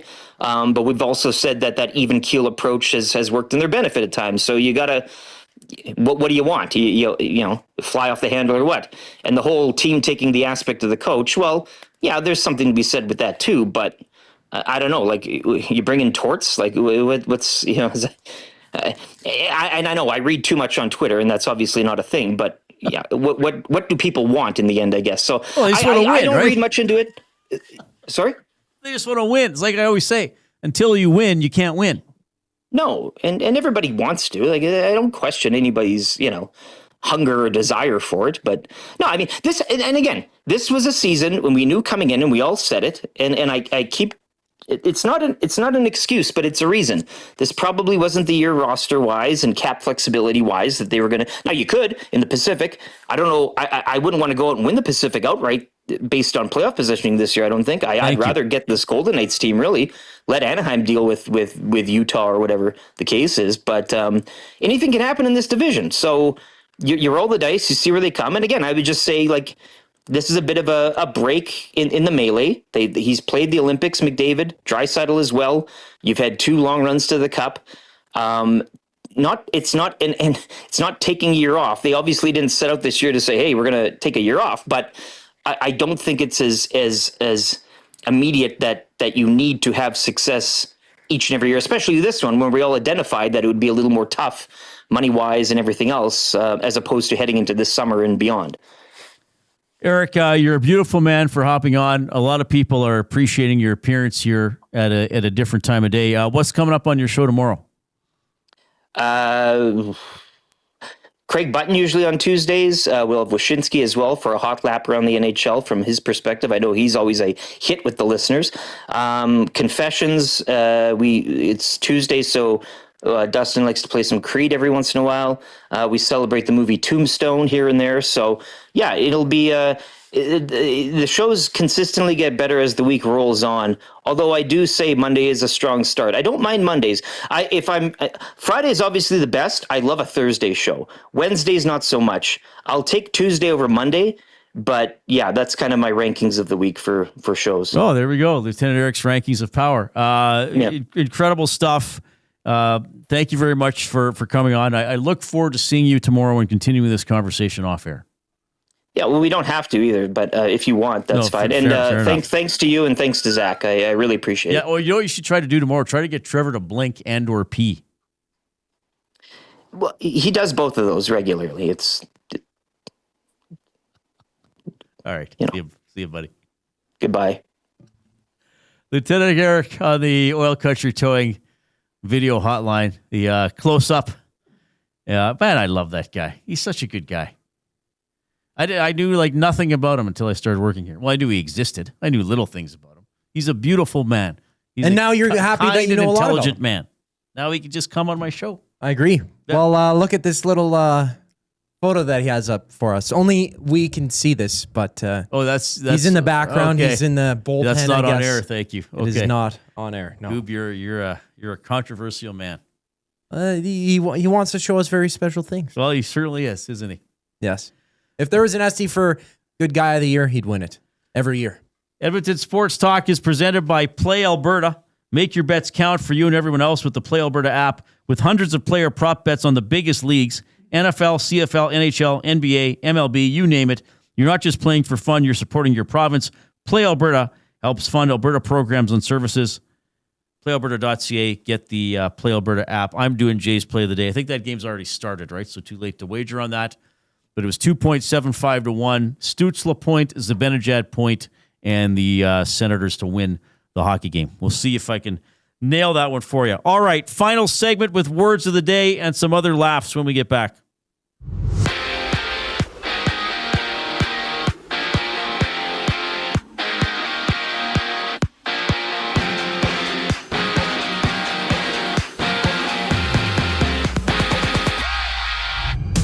The lone game in the NHL gets underway momentarily as the Rangers take on the Senators at home from the Big Apple. Ottawa on a 2-game win streak. They sit 4 points back of the Islanders for the second wildcard spot out east. For the Jays, they've signed general manager Ross Atkins and manager John Schneider to extensions. Atkins locked up through the 2031 season. Schneider signed through 2028. Toronto also signing 6 players to minor league camp, including Eloy Jimenez and Yariel Rodriguez. The Jays kick off their season Friday at home against the Athletics. From Kansas, 36-year-old Travis Kelce has officially signed an extension with the Chiefs, inking a 3-year deal worth nearly $55 million. To basketball. The Raptors have signed former first overall pick Markelle Fultz to a 10-day contract ahead of tonight's matchup with the Jazz. That one goes at 7 o'clock. No Emmanuel Quickly or Jakob Poeltl for Toronto. And on the court right now, the Pacers up 34-28 over the Magic. 11 minutes left in the second frame of action, and just getting underway, the Hawks are facing the Grizzlies. This sports update is brought to you by Windsor Plywood Leduc. Locally owned and operated, serving Leduc and surrounding areas since 93. They have doors, flooring, baseboards, and of course, they have plywood. Go see the knowledgeable staff today at Windsor Plywood Leduc. The final segment of today's Reid Wilkins Show brings us back following the break. I'm Zachary Kubish, keeping you up to date. EST Afternoons. Joaquin AJ Greer, 3 games. Good or bad? Bad. Terrible, right? Could have killed him. And Zari's out too, man. Of course, he went head first into the boards. But I saw some people defending the decision, saying, well, it's his first suspension, blah, blah, blah. Like, that's a brutal call. Gary Bettman, George Peros, get your head out of you know what. It was terrible. EST Afternoons, weekday afternoons 1 to 3, only on Edmonton Sports Talk. Your clear choice for Edmonton sports. At Firehouse Subs, our subs are freshly toasted, stacked high, and crafted to satisfy. Each sub is piled high with premium meats, melty cheese, and toasted to perfection. Firehouse Subs brings bold flavor to every bite, all served on a freshly toasted roll. But we're not just feeding Edmonton, we're fueling it. Dig into the brisket hat trick, piled with slow-smoked brisket and melty cheese. Or go to the Firehouse Subs fan favorite, the Hook and Ladder. Made to order with smoked turkey, honey ham, and Monterey Jack cheese on a perfectly toasted roll. With 15 Firehouse Sub locations across Edmonton and the greater area, it's easy to grab a hot and hearty sub close to home. Firehouse Subs. Hot, hearty, made to satisfy. It's a rezzed up reimagining, a cultural celebration, and a smash hit. River Cree Resort and Casino brings you Bear Grease the Musical. Don't miss this hilarious spin on the 70s classic, replacing T-Birds and Pink Ladies with a cast of characters that spotlight Indigenous language, music, and moves with a Broadway flair. Iconic numbers get a bold new spirit and the audience favorite, Bear Grease. April 26th in the venue at River Cree. Must be 18 plus. Get info and tickets at rivercreeresort.com. Hi there. If you're like me, you like to picture yourself in luxury, even though there's absolutely no way you could afford it. And if you can, well, even better. Thankfully, I picture myself in something that is luxury, but still absolutely affordable, like the all-new Mazda CX-90 from Park Mazda. With the new luxury features like facial recognition settings and quilted detail Napa leather seating, I can pretend to be comfortable with all of my proper settings activated without even touching a button, thanks to Mitch Lewicki and the great staff at Park Mazda. I like to picture Mitch Lewicki as a ninja fighting off evil samurai. Park Mazda, your dealer for life in Sherwood Park off Y Road, parkmazda.ca. Your brand deserves more than just a whisper, it deserves a buzz. At the Hive Product Marketing, they specialize in promotional products that bring the buzz. From eye-catching giveaways to unforgettable keepsakes, they got the perfect products to make your brand stand out and get noticed. Visit the Hive Product Marketing and let them create the buzz your business deserves. The Hive Product Marketing, the official merch partner of Edmonton Sports Talk. Visit them online at thehiveproductmarketing.com. Looking for a winning strategy for your retirement? Contact me, Joaquin Gage at K4 Financial, where expertise meets dedication. I will always look for a careful approach to your retirement, ensuring your financial future is secure. From tailored strategies to clear, actionable advice, I'm here to guide you every step of the way. Don't leave your future to chance. Get in touch with me, Joaquin Gage, today at k4financial.ca or email joaquin.gage@k4financial.ca to start planning for a brighter future and a more secure retirement.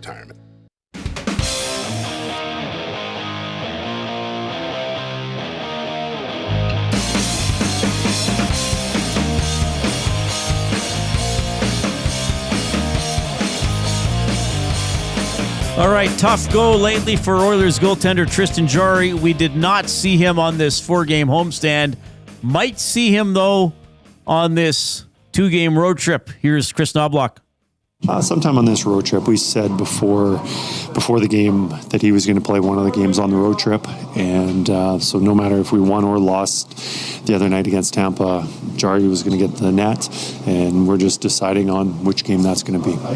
All right. And Jarry trying to make sure he's ready to go? Yeah, I think that's exactly it. Just working on my game. Being able to take these last couple weeks. Obviously, the game hasn't been where I want it, so just working on my game throughout practice, morning skate, and then just being prepared if I had to go in. Connor's done a great job in net. He's given the guys a chance to win every night, and that's all you can ask for. So for me, it's just being prepared and ready. Now, McDavid did leave practice early today. Good, just hips and groin stuff. It's all good. Yeah, he wanted to be on the ice and test it out, seeing how he felt, and I haven't heard from the trainers, so I'm not sure the severity of it, but it was something that you want to go on the ice, check it out, and we'll go from there. Illness or a physical body part? Just players always take maintenance days. He was on the line of taking a maintenance day. He just wanted to touch the ice. And all right, so yeah, captain should be fine at Utah tomorrow, 7:30 for the GCL Diesel. 7:30 for the game, 6:30 here on EST for the GCL Diesel Oil Stream pregame show hosted by Tom Gazzola. If you have us on YouTube this afternoon and for some reason you haven't already clicked the thumbs up button, please do so in the next 6 minutes or so.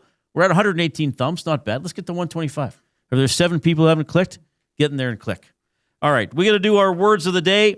They are presented by the Edmonton Public Library, EPL.ca. I take books out of the library digitally on the Libby app. I was saying earlier in the show, I just finished yet another Reacher novel, Gone Tomorrow. And also, Intellectual Public Library has their Intellectual Freedom campaign. EPL won't tell you what to read, just where to find it. Intellectualfreedom.ca, your right to read, watch, listen, and explore ideas without barriers. The word of the day with Reid and Jay. Oh, I'm sorry. Did I break your concentration? What do they got to say? Say what again? Say what again? I dare you. Let's find out. English, do you speak it? Then you know what I'm saying. All right, Zachary Kubish at our technical desk. You have come up with the words this week. Yes. Or did Jay leave you words behind? No, he did not leave any words. Okay. No, I have no word on that end. No, but I'll get some good ones throughout the week. Maybe I'll even bug my dad for a couple. Oh, yeah. He has some good ones the other day. Mm-hmm. They're quite unique. For sure. Okay, the first word of the day here is Cannikin. Cannikin. Holy crap. I don't know this word at all. I've never heard it. I don't know what it would be spelled like. I can't think of a similar word with spelling. I don't know if it starts with a C or a K. Cannikin. It makes me think of Anakin Skywalker from Star Wars. That is clearly incorrect.